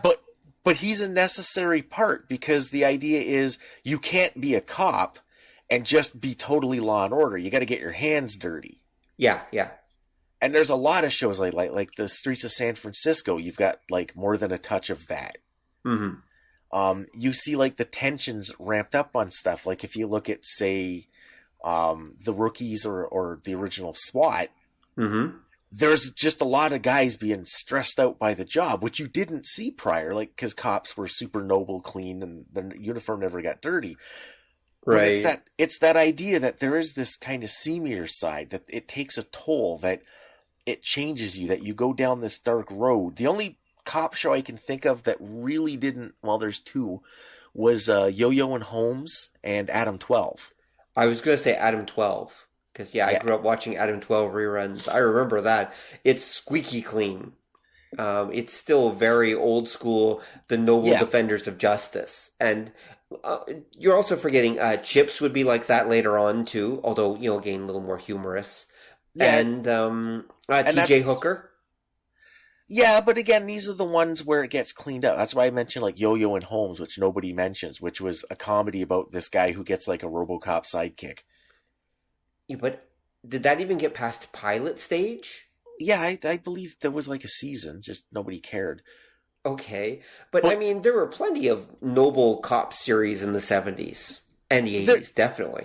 There were, but like I said, it was that idea of getting your hands dirty. And then the pinnacle of that in the early 80s became Hill Street Blues. Yes. Yeah, I agree with that. And so that was the almost compromise where a quote-unquote realistic cop show. Yeah, and what made it realistic was that idea that a lot of times the line between cop and crook was thin. True.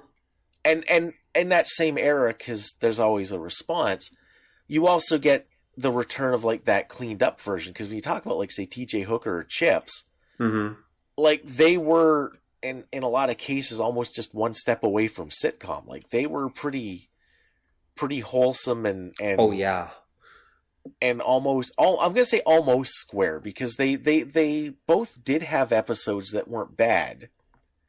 Like, I didn't know Chips had lots of bad episodes. They kind of did. Chips had this weird thing, because I remember watching reruns of it when I was in university. The first season, for what it was, wasn't bad. The stories weren't bad, but they felt the need to throw in, like, a 28-car pileup every episode. Right. And even if it really didn't have anything to do with anything, and even if it stopped the actual plot, there's going to be a 28-car pileup. Right. Yeah, they always had to have some car accident event happen. Yep. Yeah. Yeah. Like, whether it made sense or not. And that kind of detracts from it, but if you got around that, they weren't, the first seasons at least, it wasn't bad. I mean, yeah, yep, you're right. Yep, you're right. Yeah, Chips, I mean, I think it became campier later on as it went on, and then they started, like, having guest appearances, because once it got popular, they started hanging out with Elvira. I vaguely remember from when I was a kid. Yeah. I think she was on once or twice, and they would start having all these, guest stars pop in one form or another that were there. I think they're supposed to be the California Highway Patrol, so that's why they had to have the pileup, just to get them on the highway for some highway thing to happen. Yeah. That I think that's the thing, and then eventually they kind of just gave that up, I think, after the first season, and basically it's like, yeah, okay, it's basically going to be a sitcom set in their station where they go out sometimes. Yeah. And that's kind of how it played out. T.J. Hooker, if I remember, it was a little more of a serious, I will definitely say square cop show. It was in more of the Adam 12 mode. Maybe a little softer, though. Adam 12 could still actually have a bit of an edge to it, where T.J. Hooker definitely was not meant to have an edge to it. It was for what we would later call the Matlock crowd. Yeah. Yeah, it was one of those things. It was hard to tell if it was in trying to be camp or just achieved it through happy coincidence. Well, keep in mind that it just had the tone that a lot of TV had during that era. Like a lot of stuff from the early and mid 80s, and even some of the late 80s, is very, very gentle. It's almost the word I'd describe it. And when I say that, gentle's not quite the right word. It's a little bit campy. It's a little bit fun. Like there's an edge of fun to it all. And especially the popular stuff, like, and I mean all of it, like Knight Rider, A-Team, The Fall Guy, for example. Yeah. The 70s stuff has a little more of an edge to it, whereas the 80s stuff is much softer. Like, it's much neater, more clean, more sanitized. Yeah, I'd say low impact. Yeah, okay, low impact works too. Yeah. Because that was the thing, and that ties in with what we were saying. Like, the 70s, everybody was feeling like all agitated, so things tended to be darker. Right, yep. Whereas everybody was upbeat in the 80s for a little while anyway, so everything tended to be, even if you were doing something dark and heavy, it really wasn't. You know, I was watching some $6 Million Man clips and episodes recently. And it's interesting how actually gripping some of them actually are. Some of them are actually kind of suspenseful. Right. They could be suspenseful, it could be playful, but there's definitely a real emotion to some of them. Some of them are really campy too, but there's that. But they're actually trying to really generate real emotion in the audience. Whereas I would argue that by the time we get to a lot of the 80s stuff, they're not really trying anymore. They're just kind of going through the motions. Yeah, I think what ends up happening with that was when you get to the 90s, everybody's kind of perfected all the formulas. Yeah, it's all just formula. I would agree.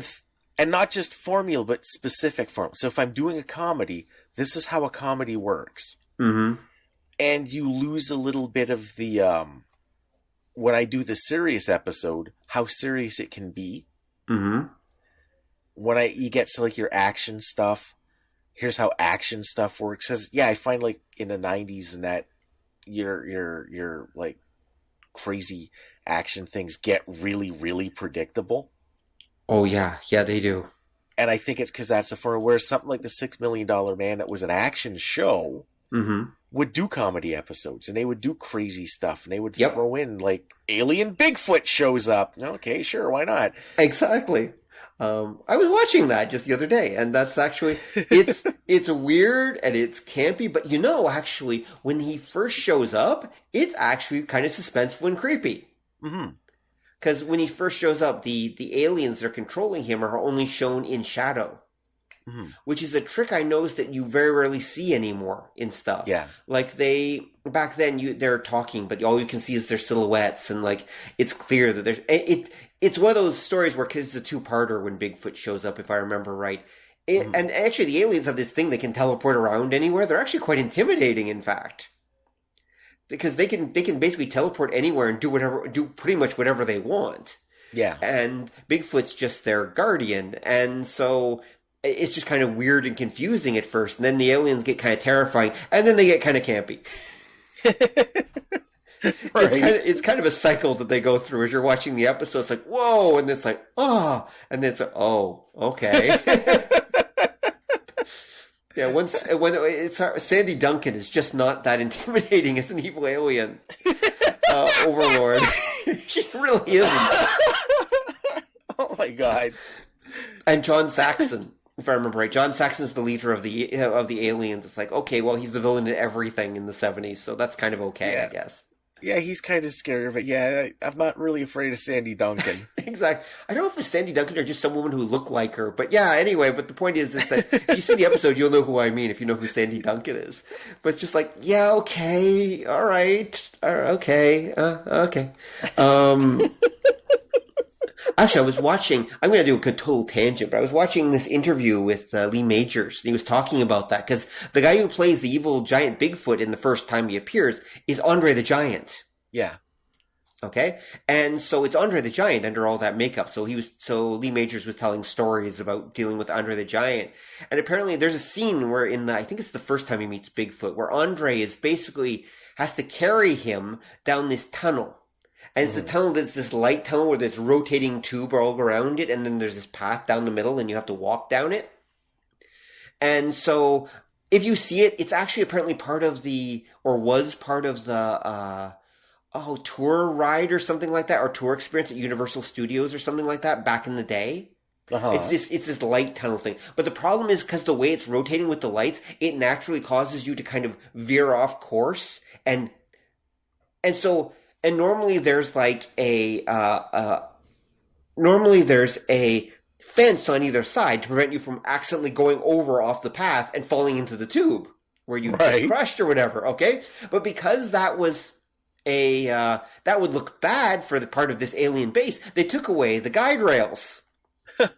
So Andre the Giant is carrying poor Lee Majors down this tube, and Lee is freaking out because Andre is slowly listing to the one side, and he's pretty sure that if Andre goes over this edge, he's just dead. Like, he's just literally going to get crushed. It'll basically be like him in this tube spinning around with Andre it's like being with a boulder. He's just going to get crushed and killed. And of course, he's been watching Andre like throw back, 24 packs of beer prior to this. And Andre's like, oh, don't worry, it'll be okay. It's like, oh my God. And so that episode was apparently more terrifying for him than anyone else.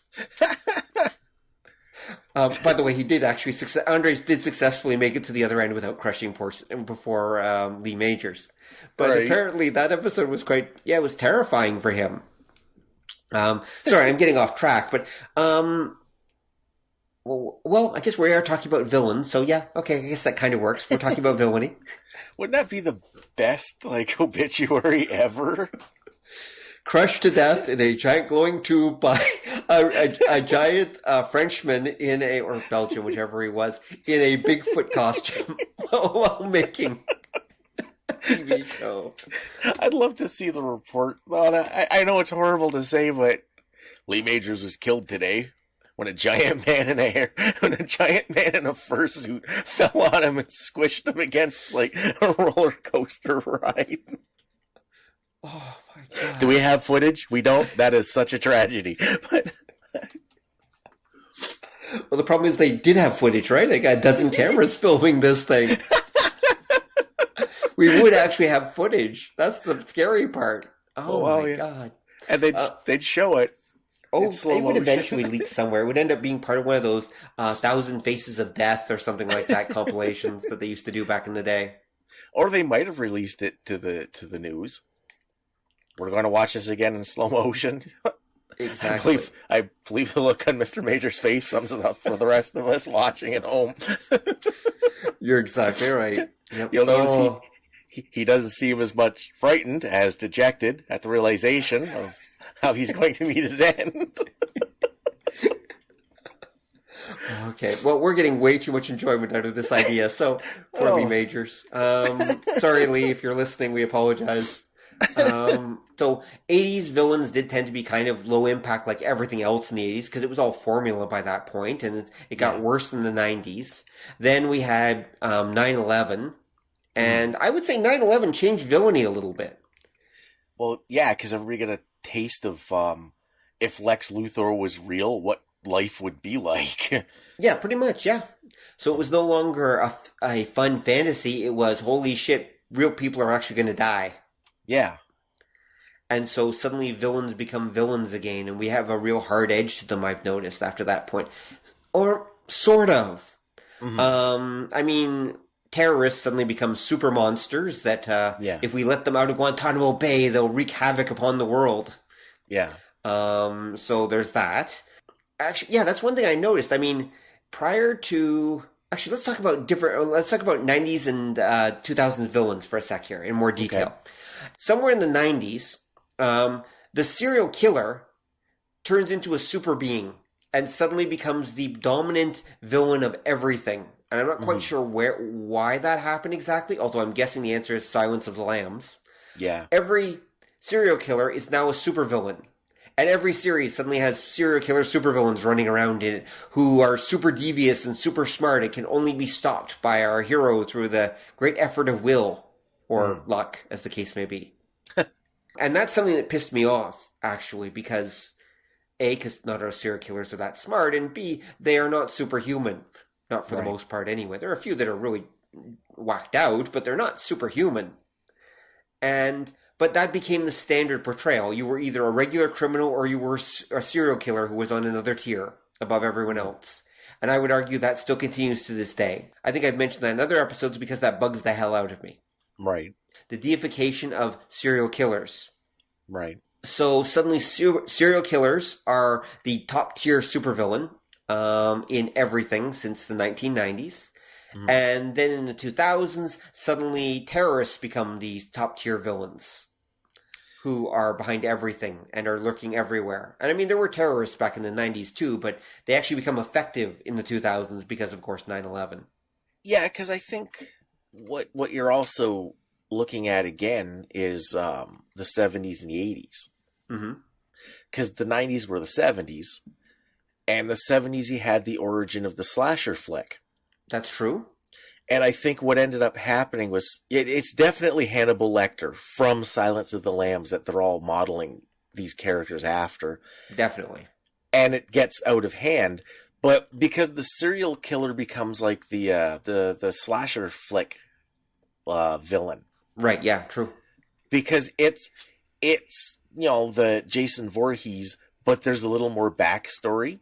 Because Silence of the Lambs was the thing that showed, no, we can make the villain the interesting part. Right. And we can put all of the drama and suspense and wit and that on the villain. And then that's what happens. And then it grows, because Hannibal Lecter himself had different superpowers. Besides eating people? Well, no, because he was like a master con man and could talk anyone, and he could he faked his own death, and he was apparently super strong to overpower guards and blah blah. But it was still, he didn't seem totally unnatural. He was like a dude who was just super awesome at this stuff. Right. And as things go on, and as you work on that, and as you try to come up with a new permutation, you get that level creep. To the point that, eventually you get serial killers that are dodging bullets and surviving explosions and stuff, which is what the slasher flick guys did. Pretty much. I see your point, actually. In a lot of ways, what happened is Hannibal Lecter basically showed them a way to have slasher flick guys who were basically, quote-unquote, realistic. Yep, realistic, and if you remember, Silence of the Lambs got a lot of critical acclaim. Oh, hell yeah, it was a super popular film. Everyone watched it. But not just that, but critics said, this is a very good film. This is well done. It's an intellectual.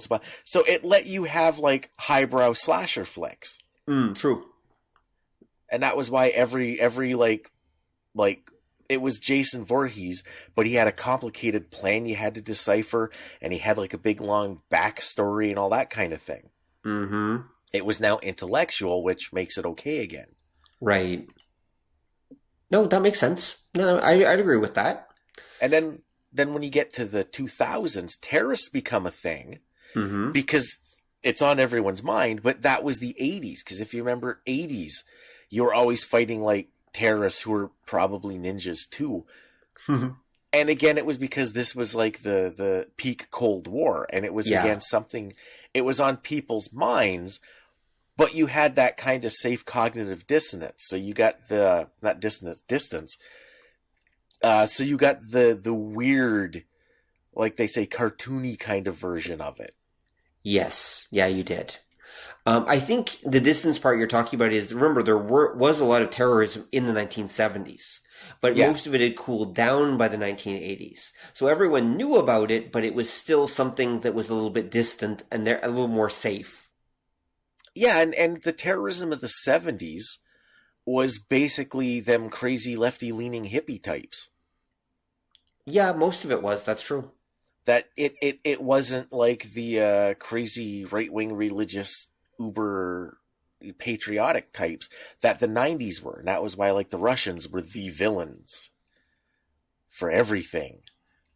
Well, we did have the Cold War going on, so, war by proxy. And it was, and that's why, like, you had your villains and your criminals and your like drug dealers that always ended up being either ninjas or part of a Russian plot. Right. That's true. And then that was why in the 2000s, you had that idea come back, but they were always ultimately swarthy gentlemen with these unusual head wraps that lived in a cave in the desert kind of thing. And that was because it goes to that idea, like we started, when you've come up with your villain, you tend to do something that's really blatant, and then whatever it is you don't like, you read that into the villain, and you tie it all in. Right, yeah. So, and that's why, like, say in the 70s, when you get the villains were always like drug dealers, and they had, if they were like the white collar drug dealer kind of guy, they always had like a street gang that was their minions because these were the things that people were afraid of. Right, yeah. You get to the 80s, it works a little different, that they're always like, like Russian terrorists. And when you get to a certain point in the 80s, you notice the villain is always like some rich asshole in a suit. That's true. Because after the economy tanked in the 80s, people were less than pleased with the finance industry. Yeah, that's true too. Yeah, that's true. And you'd see that comes up. I think that's sort of a through line through the 90s. Because 90s were like the 70s again, and big business and that were seen as like, it's the man. So you see a lot of the villains and the things that we consider evil are, like rampant materialism and corporatism, and that becomes the villain. Yeah, pretty much, yeah. You get conspiracies, you get like shadow governments, you get like big business doing naughty things. And I think, again, it was the economy's down.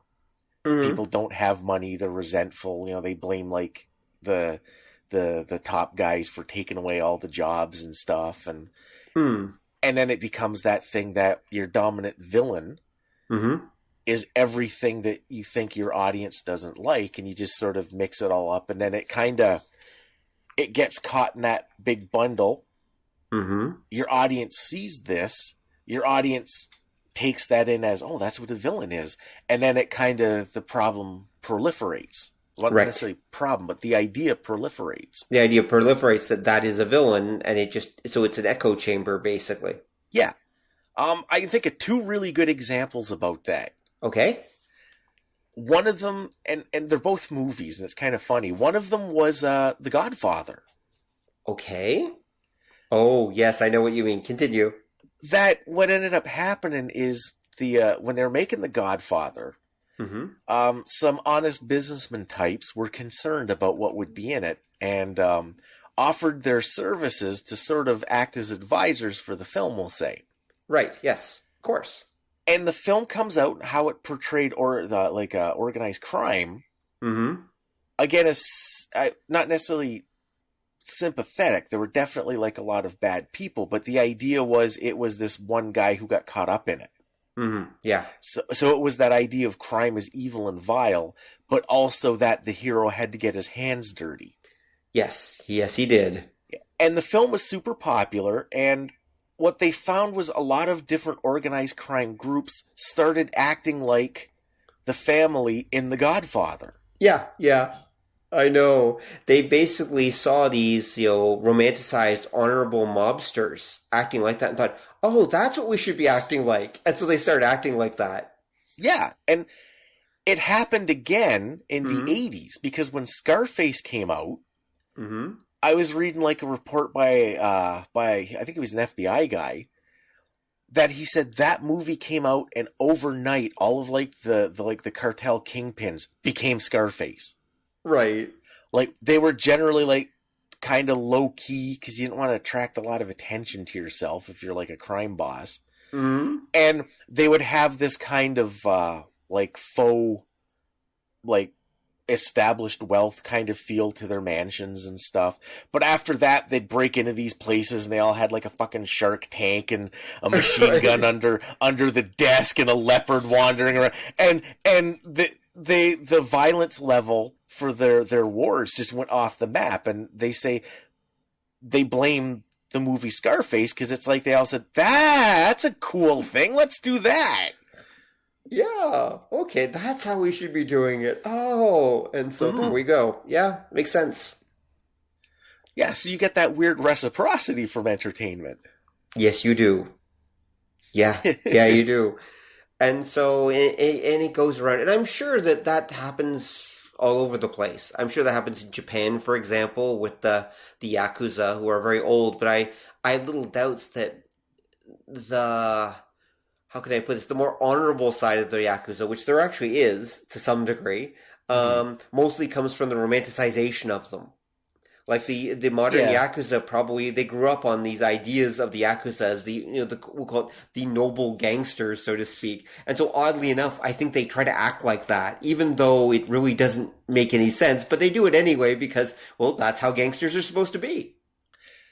Yeah, Japan is weird because when it comes to crime in Japan, they have so much less of it than we do. Mm.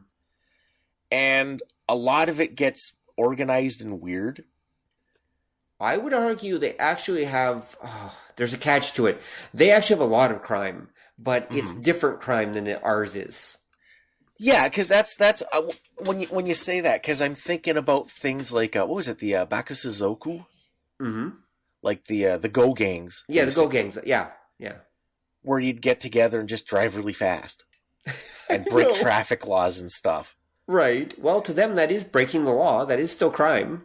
Oh, it is here too. But again, it's that idea, like you were saying, this whole culture grew up around it. Because I remember, like in the 80s, there were tons of comics about that sort of thing. Oh, yeah.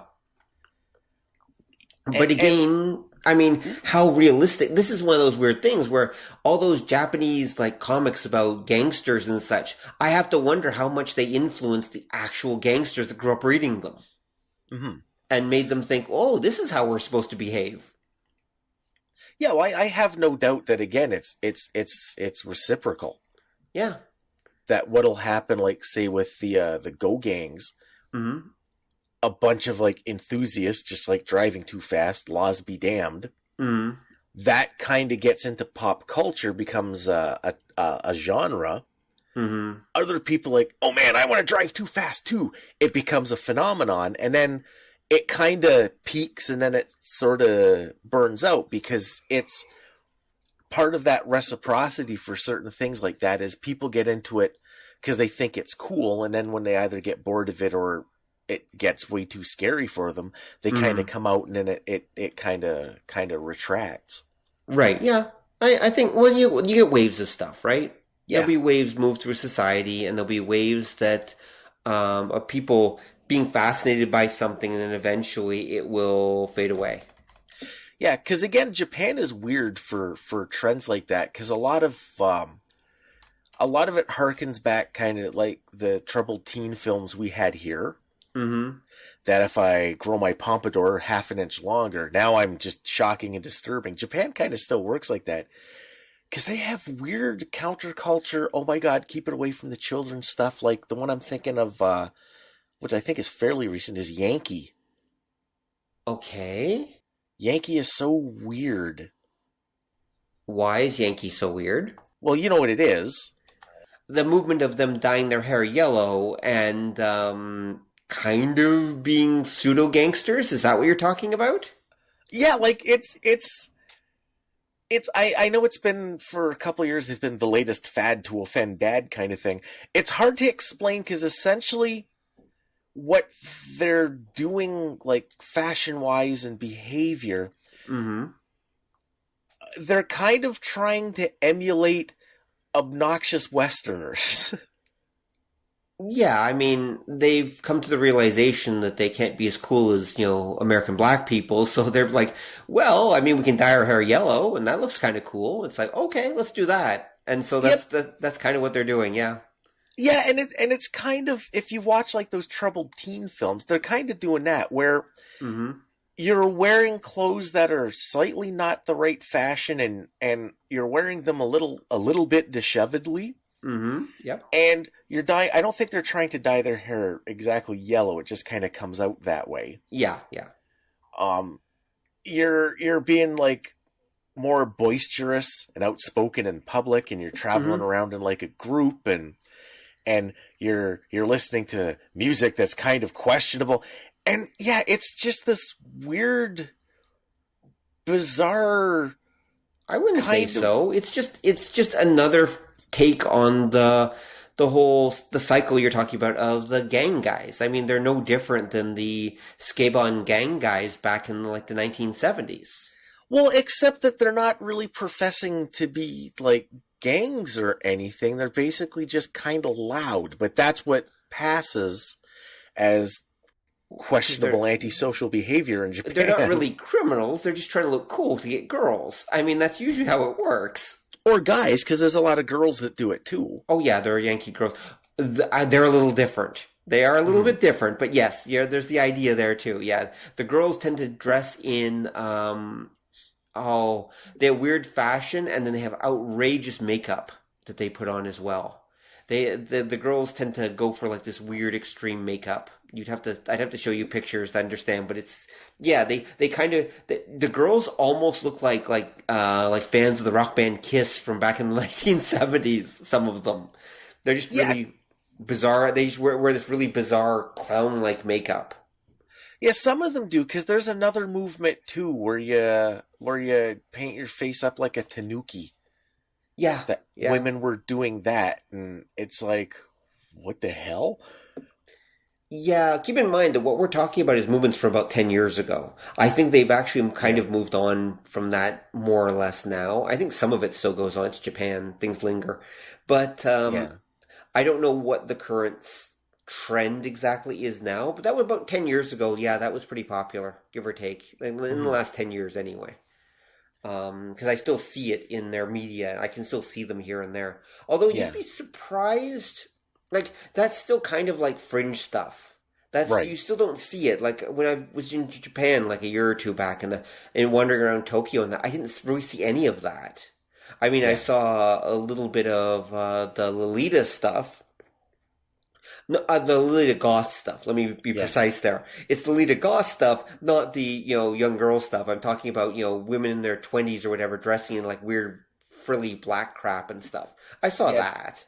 Dressing like Wednesday Addams going to prom. Yeah, exactly. That's exactly right. Yeah. The ones dressing like Wednesday Addams. I think I might have seen a little bit of the women in like the clown makeup type thing, but that's about it. Like, it's still pretty rare. And like, that's just this weird small subculture of youth that dress like that or act like that. But remember that manga especially, and Japanese culture in general, is exaggerating a lot of that stuff. Like, a lot of the stuff you're seeing there is they're taking things that are relatively small in Japanese society and exaggerating the hell out of them because it's kind of cool and interesting.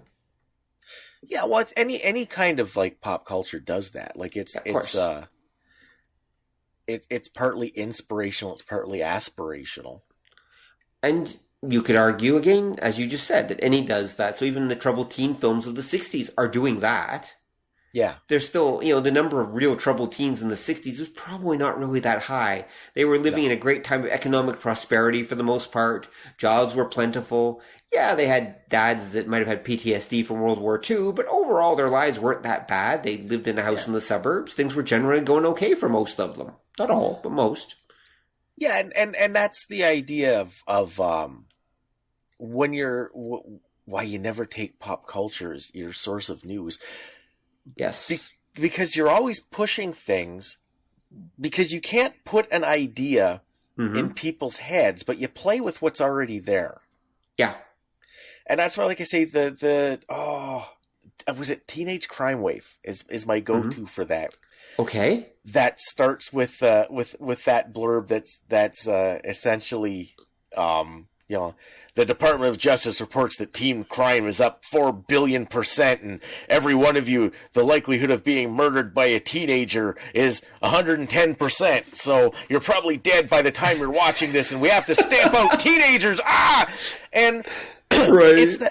It's that same speech that I've been seeing. You see every decade, because it's always about what the kids are into, because they make you feel old because you don't get it. Yeah. And all these movies played this thing up that right. There's another one. I Accuse My Parents. Mm-hmm. See the Mystery Science Theater version if you can, not the regular one.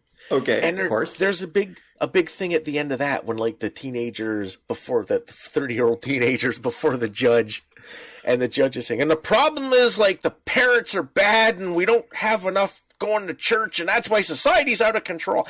And this is the 50s that everybody now looks back as the most idyllic time ever. Right.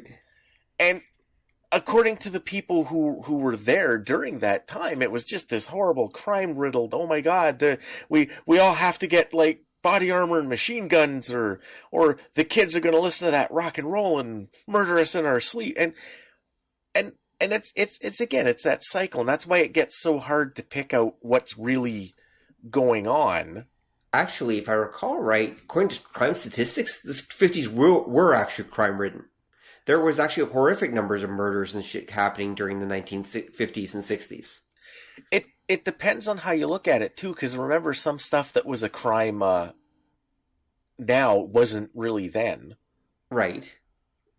That's true, but if you look at crime statistics, I remember this. It's this Freakonomics talks about that, where the crime statistics basically are horrifically bad until pretty much you get it well into the 70s.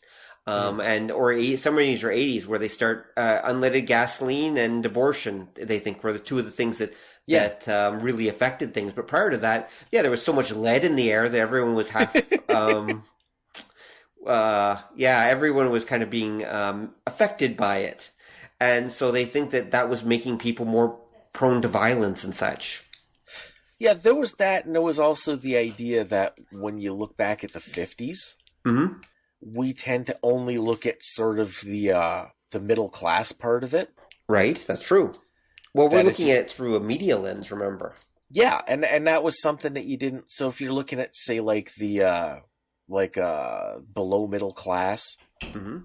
there was some problems. If you go to the actual poor parts of town, or remember there was still a lot of segregation at that time. There was a lot of crime that happened there. Mm-hmm. Yeah, definitely. Oftentimes people coming from the middle class part of town just to stir up some shit because they're bored. But remember, too, when you talk about things like that, mm-hmm. this is one of the reasons why I don't think the 50s was exactly the idyllic time people like to pretend it was. There were a lot of crimes that, would be downplayed or weren't considered serious. Because you talk about, say, homicides. Mm-hmm. This was kind of still the area of, I was drunk. Okay, probation for you. Yeah, okay. Yeah, that works. So, how come you were beating your wife? Well, she didn't have my dinner ready, huh? Do you want us to help? When the cops showed up, kind of thing. There was a lot of shit like that, eh? That's pretty awful. Okay. Because that's that's one of the problems when you get to real life. And again, I guess it ties in with the Julius Caesar thing. Right. People don't realize that when we look at actual facts, the nature of reporting and cataloging facts changes over time as well. That's true. Because this is one of the ties in one of the reasons why, if you watch the news, Florida has got to be the most batshit insane place on earth.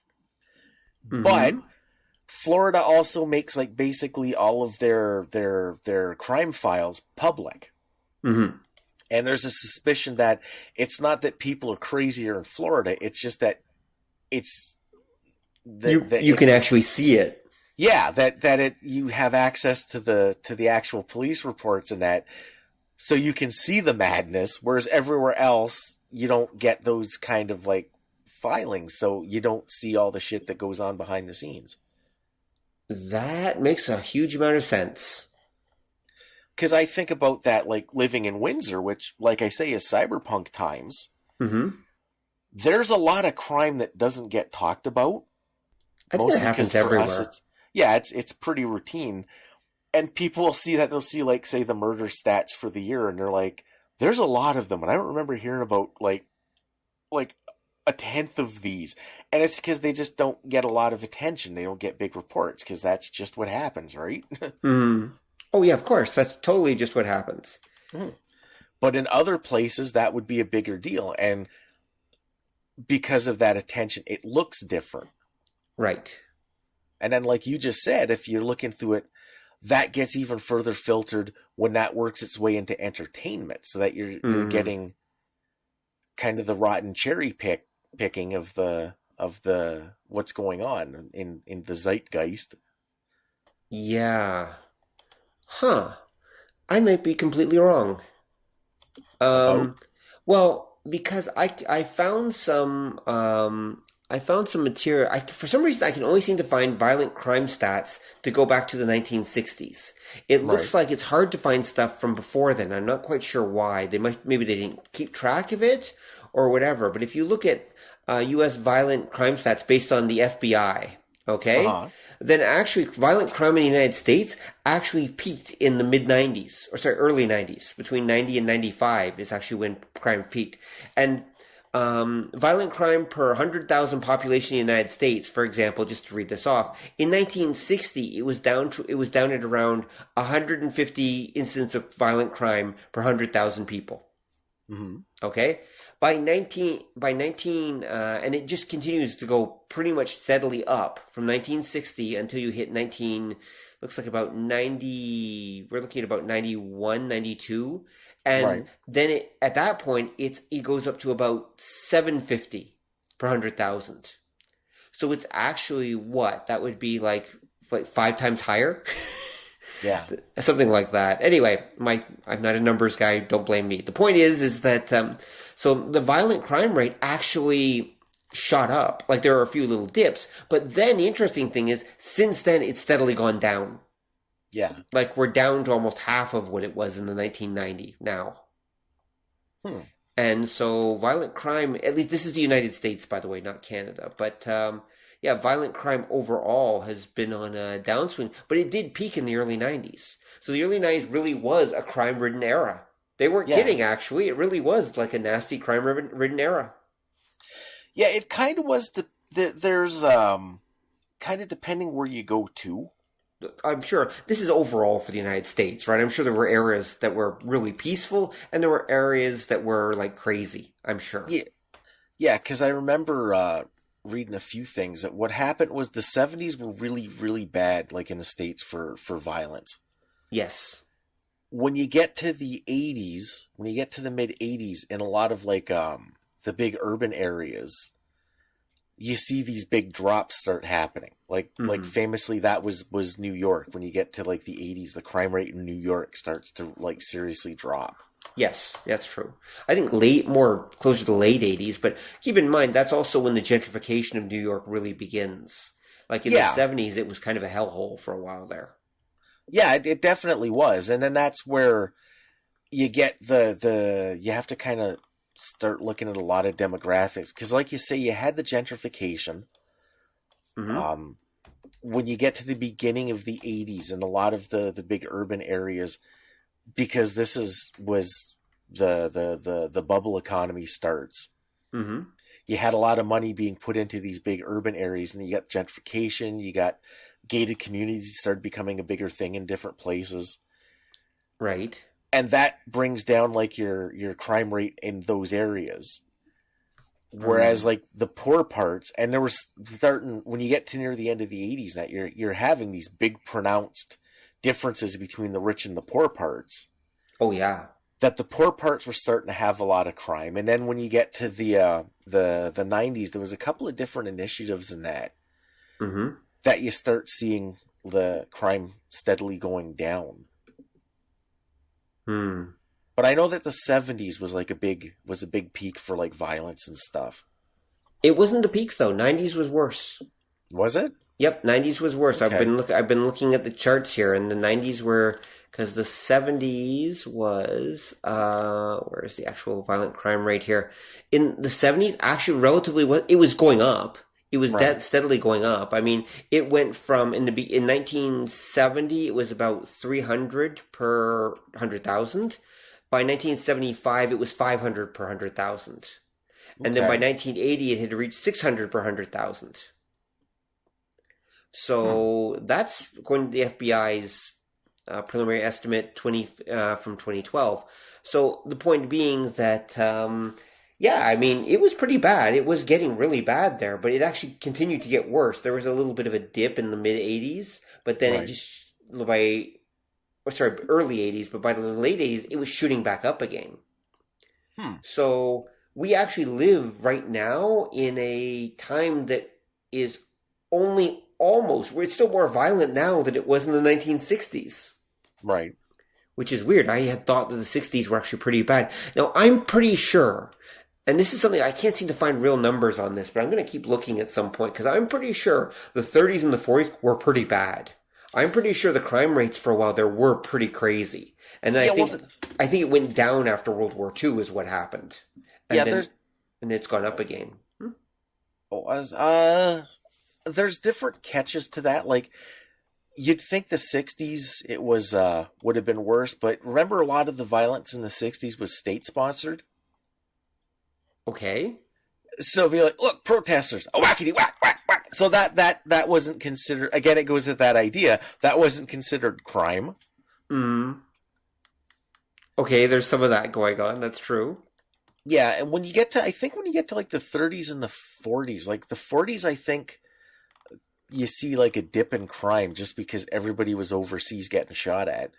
Well, yes, naturally you're going to get a huge dip in crime because all the people who would have been out committing the crimes are over fighting the Nazis and the Japanese. Yeah. So not all of them, but a lot of them are, and so therefore, naturally, you're going to get a lot of. You're going to get a real dip in crime. That just makes sense. And then even when they came back, the number of males in society had been severely reduced by that point. I mean, World War II was not as bad as World War I, but still a lot of people died. Yeah. And on top of that, a lot of them now could take advantage of like the GI Bills and such, so they could get loans to go back to school, or even the states would pay for their education. Like they had a lot more opportunities basically to make better of themselves after World War II. Yeah. And also factory jobs were plentiful. I mean, if you really wanted to, you could work back then. You could get a job fairly easily, especially once we got into the 50s and 60s. So I think there are many reasons why crime went down, because there wasn't really as much crime of desperation. There weren't as many poor people. The middle class was growing. There was opportunity. Yeah. I think there are many reasons why crime went down. And then it slowly starts to go up as society starts to fragment again as time goes on. Yeah, because there's that, and then there is a lot of economic effects. Mm-hmm. Of course. It's mostly about the economy, I'd say. Because that was one of the things, like in the 70s, you had a big dip in the economy, and that lends itself. Because what it comes back to, again, kind of what we were getting at right at the beginning. Right. People who commit crime, I'd say almost universally, it's because you feel disconnected from the game. Okay. And I'm gonna say that because this is how sometimes the criminal is the hero or the villain, depending on how they're portrayed and what the attitude of the time is. Mm-hmm. Because you commit crime either, like you were just saying, out of desperation. Mm-hmm. You feel that you have no other choice, and you're kind of. If I may interlude here, I'm gonna express the point of view of a criminal here for a moment. Okay, so let me just say this. Okay, so there I was, completely wasted, out of work and down. All inside, it's so frustrating as I drift from town to town. I feel as though nobody cares if I live or die, so I might as well begin to put some action in my life. Breaking the law. So much for the golden future. I can't even start. I've had every promise broken. There's anger in my heart. You don't know what it's like. You don't have a clue. If you did, you'd find yourself doing the same thing too. Breaking the law, breaking the law. By Glenn Tipton, of course, Kenneth Downing, and Robert Halford. Mm-hmm. It's Judas Priest, folks. It's from the song Breaking the Law. That's why Don's laughing.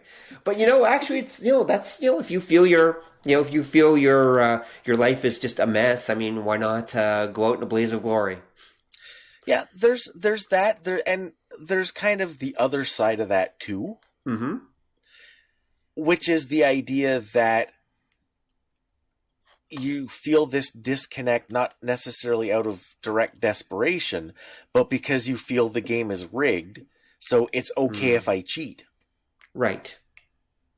Okay, that makes sense too. Yeah. So that's the old don't hate the player, hate the game. Right, yeah, exactly. Well, the game made me do this, therefore. Yeah, and it's the two sides of the being a criminal thing. Mm-hmm. And the core thing is that you feel that you're disconnect. That's not exactly the right word, but you're not part of what's going on. Like, you've been left behind. Yeah. Well, I think there's a lot of it. I mean, I think that's a big part of it. I would agree. There's a big part of it. I mean, there are some people who just don't care. Like, they're committing crimes because they're just letting their worst impulses, run amok. Yeah, but a part of that too, unless you have some kind of psychotic disorder, is still this idea, like, why should I give a shit about you? Mm-hmm. You're not, I'm not part of, like, your society kind of thing. I've extricated myself from it in that case. Right. But I'm not part of things. I'm outside. That's the stereotypical super killer, right? Mm-hmm. The idea that, like, the psycho killer is the ultimate urban predator, and I stalk my prey and blah, blah. I'm somehow different from everyone else. I'm not like you, so I don't have to play by your rules. Ah, I see. Yeah, that makes sense. No, that makes sense. Actually, I would also argue, and I think you could argue, that a fair number of criminals are actually mentally ill as well. To what degree is a different, like, it depends that can get into what mental illness is, et cetera, as well. But I think a fair number of them are dealing with, we'll call it mental malfunctions, as the case may be, that may cause them to be less than ideal members of society. I'll go that far. I'm not saying all of them, not by any means, but I'm saying that there's a fair number of them that some of them just ain't right. Yeah, there's that, but you run into the problem of like we were saying, we tend to group everything together. Right. So there's a tendency to say that, criminal tendencies in general are some kind of mental disorder. And that tends to go to that notion that the view of crime that you're a criminal because there's something wrong with you. It's in this case, it's a hardware problem, but it's that same idea of crime being like a straight up moral failing. That people see it in that regard because it's that notion there's something wrong with the criminal. They are somehow internally defective. Right. Because you're probably right. I mean, I think they're, yeah. Oh, no, I'm pretty sure. Exactly. There's the ish part where it's complicated. It's a really messy, complicated thing. There is not a criminal gene I don't think that's making these people into criminals. But not most of them. Maybe for a few of them there actually is. But I think it's maybe more likely that certain parts of their brain, especially the parts that to control impulses, like impulse control, is definitely a huge part of it. Like the people who, because of, say, fetal alcohol syndrome or other reasons, have poor impulse control are more likely to end up getting themselves into trouble. But again, it depends on their upbringing, depends on a whole bunch of other factors too. That doesn't automatically make them a criminal. Yeah, and now the funny part too is that can actually go to the other extreme of what a criminal is, the idea they're victims of society, because in a lot of ways, we're not taught what to do about our like impulsive and negative tendencies. If anything, a lot of them are cultivated these days. Right. Because we did a whole show about that, the idea of people or groups that are willing to sell you back your own outrage. Yeah, of course. To get you on board. With rampant consumerism, you're taught to give in to your impulses, even if it's going to put you in debt, if it's a big detriment. Well, if it works to the benefit of other groups, your impulses are A-okay. Yeah, and even to the point, like it's a North American thing, that if you're sad, it's assumed there's something wrong with you. Right. You must be depressed. Get some pills. Like, you're not allowed to be sad. You're not allowed to be angry. You're taught that feeling these things is shameful. And I think this leads to a lot of problems because feeling that kind of thing isn't bad. It's natural. It's what you do with those feelings. Exactly. It's how you channel them, how you direct them, what you do with them that's important. I agree.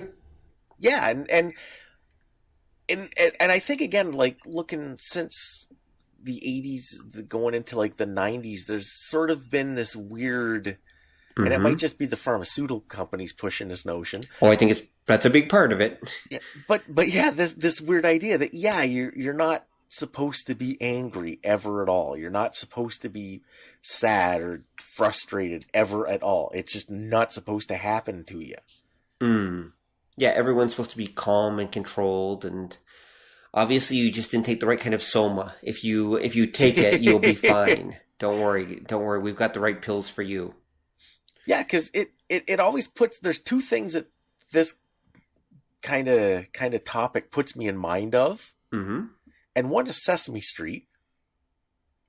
Well, we are talking about villains, so let's talk about Oscar. No, I was thinking they used to have Big a Bird. Bit with... Yeah, I was always suspicious of that guy. He's not right. But it's the idea of they used to have this one feature when we were kids with the angry goat. Okay, I remember that. Yeah, that was the premise. Was it's okay to get mad? Yes, It's gonna just ride it out. Yeah, and then the other thing that this always puts me in mind of is you see it come up a lot. The idea of the death penalty is a deterrent to crime, and the one argument that kind of disproves that for some reason no one ever makes. Okay.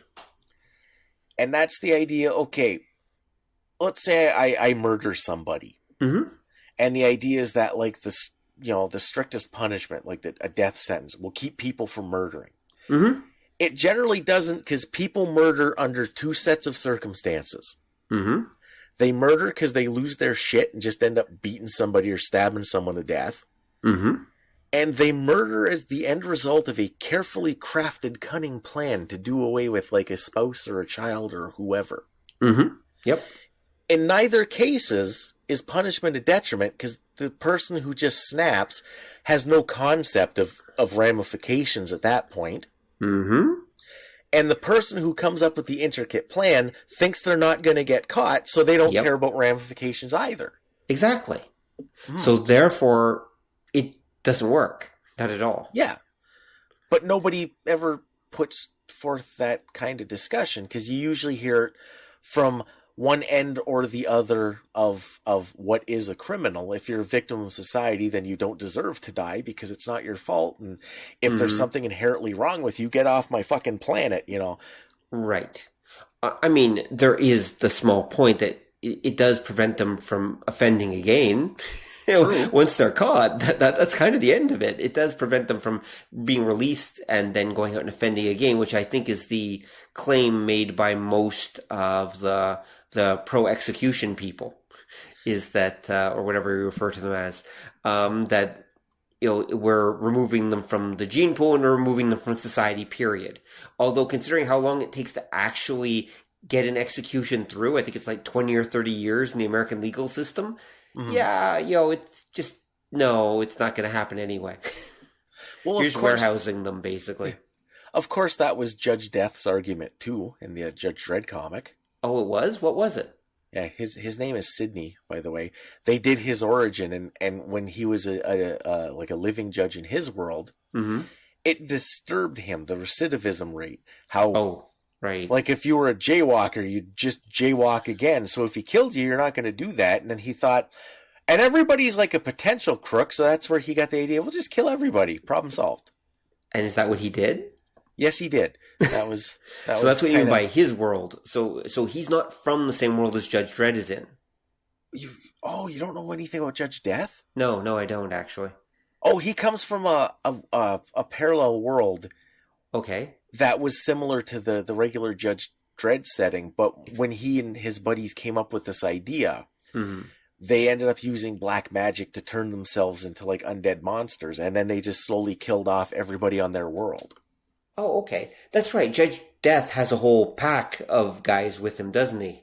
There's 6, technically 7 of them. Okay. So there are 6 horsemen of the apocalypse, technically 7 in the Judge Dredd world. Yeah, kind of. The way it worked was Judge Death shows up first, and he got kind of ended up here by accident. He comes back a few stories later, and there's Death, Fire, Fear, and Mortis. Oh, okay. And you find out that they were like his buddies when he was like a judge. Years, like at least a decade later, they did his origin where you found out there was the two witches that were the ones that converted them, and they became dark judges. They were Phobia and Nausea. Okay. Right. Because they were the 2 that eventually killed Judge Dredd. They killed Dredd? Yeah, but he gets better. Don't worry. Okay, good. Okay, I'm glad to hear it. And then in one of the Judge Dredd Batman team-ups, the Joker actually becomes one of the Dark Judges. He gets converted for a little bit. Right. Okay, I think I read that one, actually. Yeah, that was a long time ago, but I think I read it. Okay. So technically there's 7. So here's a question. Because I was thinking about this not too long ago. This is complete tangent, but whatever. If there are, like, Judge Death and everything in the Judge Dredd setting, are there exorcist judges? Like, is there a judge exorcist? Oh, yeah, because they're part of Psi Division. Oh, of course they are. What am I thinking? Yes, of course. So Psi Division has exorcists in it who specialize in dealing with evil spirits and demons and stuff. Yeah, they've been in it for a while. Okay, just checking. Because Judge Dredd really is a kitchen soup setting. Oh, hell yeah. That's kind of... Kitchen sink setting, whatever, yeah. Kitchen soup, just as good. That's if it's a Ron Smith story with his, like, super giant violent fight scenes. Okay. Kitchen soup is probably better.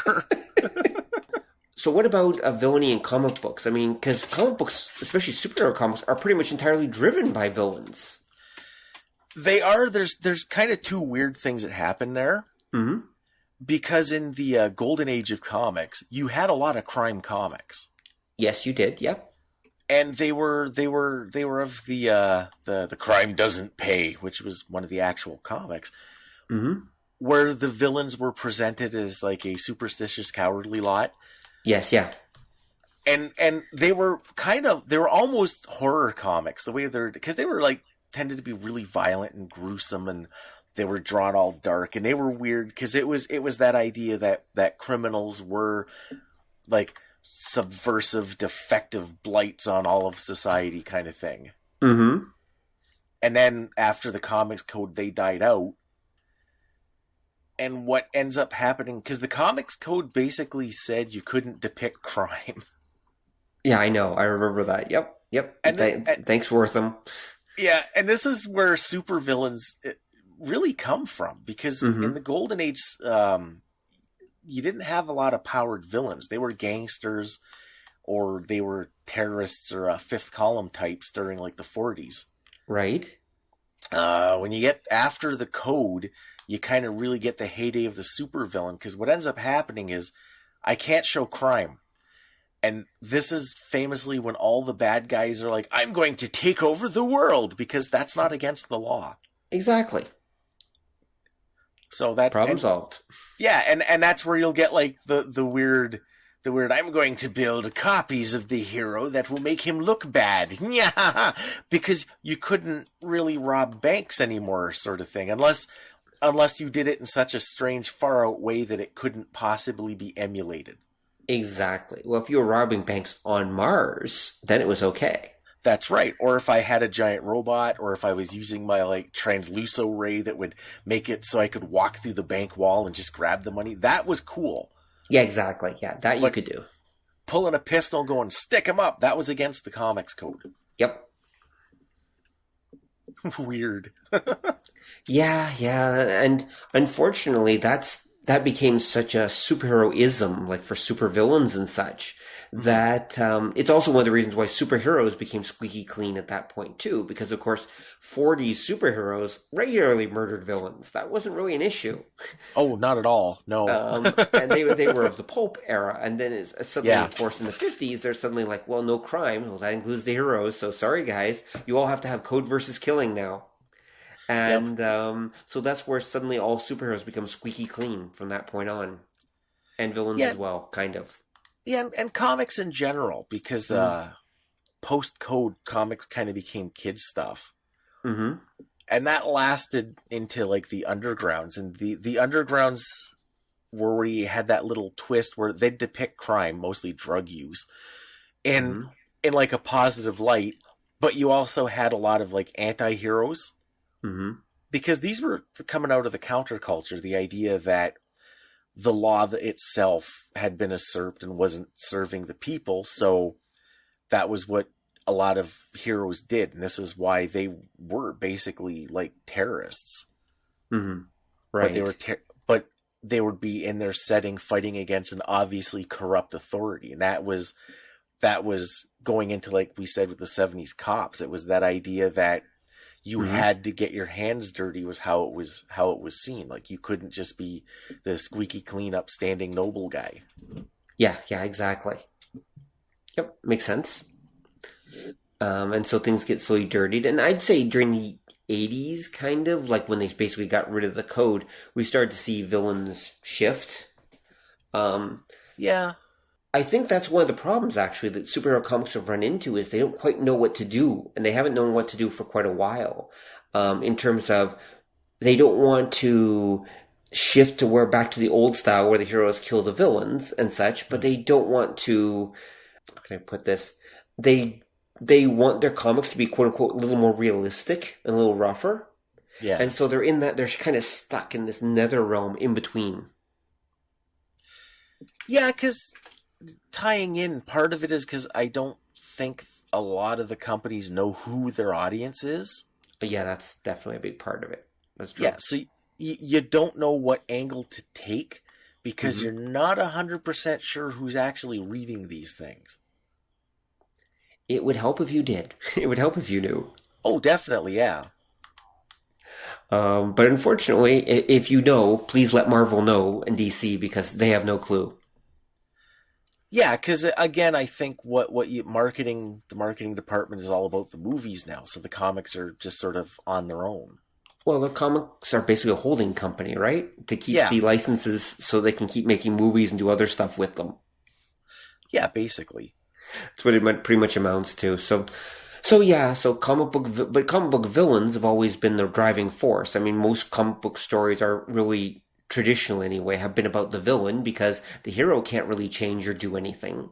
So it's usually the story of how the villain tries to do something and usually ends up changing, or at least going from free to in jail by the end of the story. Or usually they're trying to get revenge for something. Yeah, it kind of depends, because it floats around a lot too. Because I know if you look at, say, British comics, they'll do stories that make the villain the hero. Okay. And they've done that all along, and they'll have them. It's something we never really did here. They'll have them still be the villain, and they're clearly the villain, but they're the protagonist. A couple I can think of right away was Jet had a couple. There was the dwarf, who was this like famous thief guy, and the stories were written from his point of view, being a thief, right? There was another one. Was it von Hauptmann's War? I think it was called. Okay. It was about, he was a mad scientist who was a Nazi scientist that escaped the war, came to England, and his shtick was he had this chemical that would make different animals he gave it to grow huge and be compliant for a limited amount of time. Okay. And he was trying to like destroy England with his like giant mutant monsters. Mm-hmm. And he was clearly a villain, but he was the protagonist. The story was written from his point of view. Right. There's other ones. Action did a lot of this because Action was their shtick was to be. They were like dark and gritty before dark and gritty. Mm-hmm. And they had a few. They did like Hookjaw is probably the most well known, which is about a giant shark eating people. Mm-hmm. Yeah, I know. I know about that one. Yeah. It's a shark that eats people. That's what it is. There was a couple more. Dredger was kind of your typical like tough guy cop film, and it's another one that it broaches camp just by how over the top they do it. Mm-hmm. They did Hellman of Hammer Company was another one in Action. That was about a Nazi tank commander. Because the Americans occasionally did actually, at some points, they did have, I know DC definitely did. I think Marvel did too. They did occasionally do comics about their villains. And the villains were still the villains, but they were, as you say, the protagonists of the story. There were, Doom had his own comic for a bit. I know the Joker had more than one comic over the years. They've done that a couple times. Now, usually, of course, within the context of the story, they're kind of anti-heroes in the sense that they're usually the less bad villain. They're the less bad version. There's always someone worse who they're actually usually going up against. Yeah. And so we're watching them be the anti-hero, basically. But I imagine that's the same case with most of those British comics, too. Yeah, kind of. If you look with, like the Marvel and DC, when they did it, it was the 70s. Mostly the 70s, yeah. Yeah. Because there used to be, for example, there was a Marvel comic called Supervillain Team Up. Yeah, it was mostly Doctor Doom and Submariner. Yeah. And they did. You could also count, too, that in the 70s, Marvel did a bunch of horror comics that you could argue were that same idea, that it was a monster that was almost like an anti-hero. Yeah, that's true. Because that was like Werewolf by Night. Mm-hmm. Oh, yeah, yep. Dracula. Yeah. Yeah, they did Dracula. You're right, Marvel did a whole bunch of them, actually. You're exactly right. Yeah, that's true. Morbius, the living vampire. The living mummy was one. Oh, yeah, that's true. Frankenstein's monster. You could say even like a Son of Satan is based on that premise. Swamp Thing. Ghost Rider. Man Thing. Giant size Man Thing. Okay, you win. That's an old joke, but anyway. But yeah, and it was like it was again like that was like the 70s thing where you were more forgiving of crime if it was in the service of usurping villainy, but it was still that idea that there was that thin line that these characters were here. Although Dracula wasn't exactly a hero in the Marvel ones, he was still he was a sympathetic villain. Well, didn't they mostly portray him? Because I've read some of them. He's similar to Cut to the Hulk in some ways, where he's doing stuff, and it's mostly from the point of view of the people who are chasing him. But the thing is, there are very often situations where he will end up in conflict with another villain. Yeah, and sometimes he eats a hamburger, but that's true. And that was what it was, because there was at the time the Warren magazines, Vampirella, did kind of a similar story because Dracula was a character in it, and they had done a storyline where he was trying to reform. And there was this character. I think she was actually like a reincarnated goddess that was trying to help him, and she gets murdered. And he just loses his shit and becomes like, this rampaging villain again. But the Marvel one was kind of that yeah, like you were saying, he was trying to be less of a villain, but kept running afoul of people who were just worse than him. Yeah. Well, they did, DC did, Black Adam. They basically reformed Black Adam. They basically turned him into Vegeta. Yeah. That's literally what they did, apparently. And so he eventually kind of got reformed, and, but for the most part, his stories are still about him. Yeah, him going up against people who are worse than him. Yeah, because that was the kind of, I think they did a Secret Society of Supervillains too. Mm-hmm. They did. At that time, which was like the anti-Super Friends. Yes. That's true. There is a Secret Society of Supervillains. I don't know how long it lasted, but there was one. Oh, wait. Oh, no. Let's see. I've got a listing here for it. It had 15 issues. Or correction, no, this is one from 20... Well, no, it was added in 2016, so I don't know when it actually aired. Let me take a quick look. Because, yeah, the comic, I think, was like 70s going into the early 80s. It's the 1970s. It's literally the 1970s. I'm looking at it here. This was published May-June 1976 was the first issue. And the Secret Society of Supervillains, and so this is how it's a story of basically how they all end up together and do stuff. I don't know what they're doing, but whatever. Yeah, I think it was, they were still being villains, but it just never worked out for them. If I remember, I didn't read too many of them. I have vague memories, but I think that's what they amounted to. I believe that. I'll have to take a look at them sometime. And then, of course, in the 80s, we saw that again. It's called the Suicide Squad. Yeah, and, well, they had a few because they also had Vigilante. Oh, that's true. And Punisher is basically the same kind of idea. The Punisher, yeah, he basically is. You're right. He's basically a villain. Yeah. Yeah, he's 70s though, because I think when he first appeared, and then he got his own series in the 80s, and when he first appeared, he was like an action. He was a villain. Yeah, I know. Yeah, that was the way. He was one of Spider-Man or Daredevil. I think Spider-Man. I think if he was a Daredevil villain, it would have made him not look as much like Bullseye. That's true. Okay, valid point. Yep. Yeah, I'm pretty sure he was a Spider-Man villain. Okay, last thought. Villains in music. So what do you have to say about that?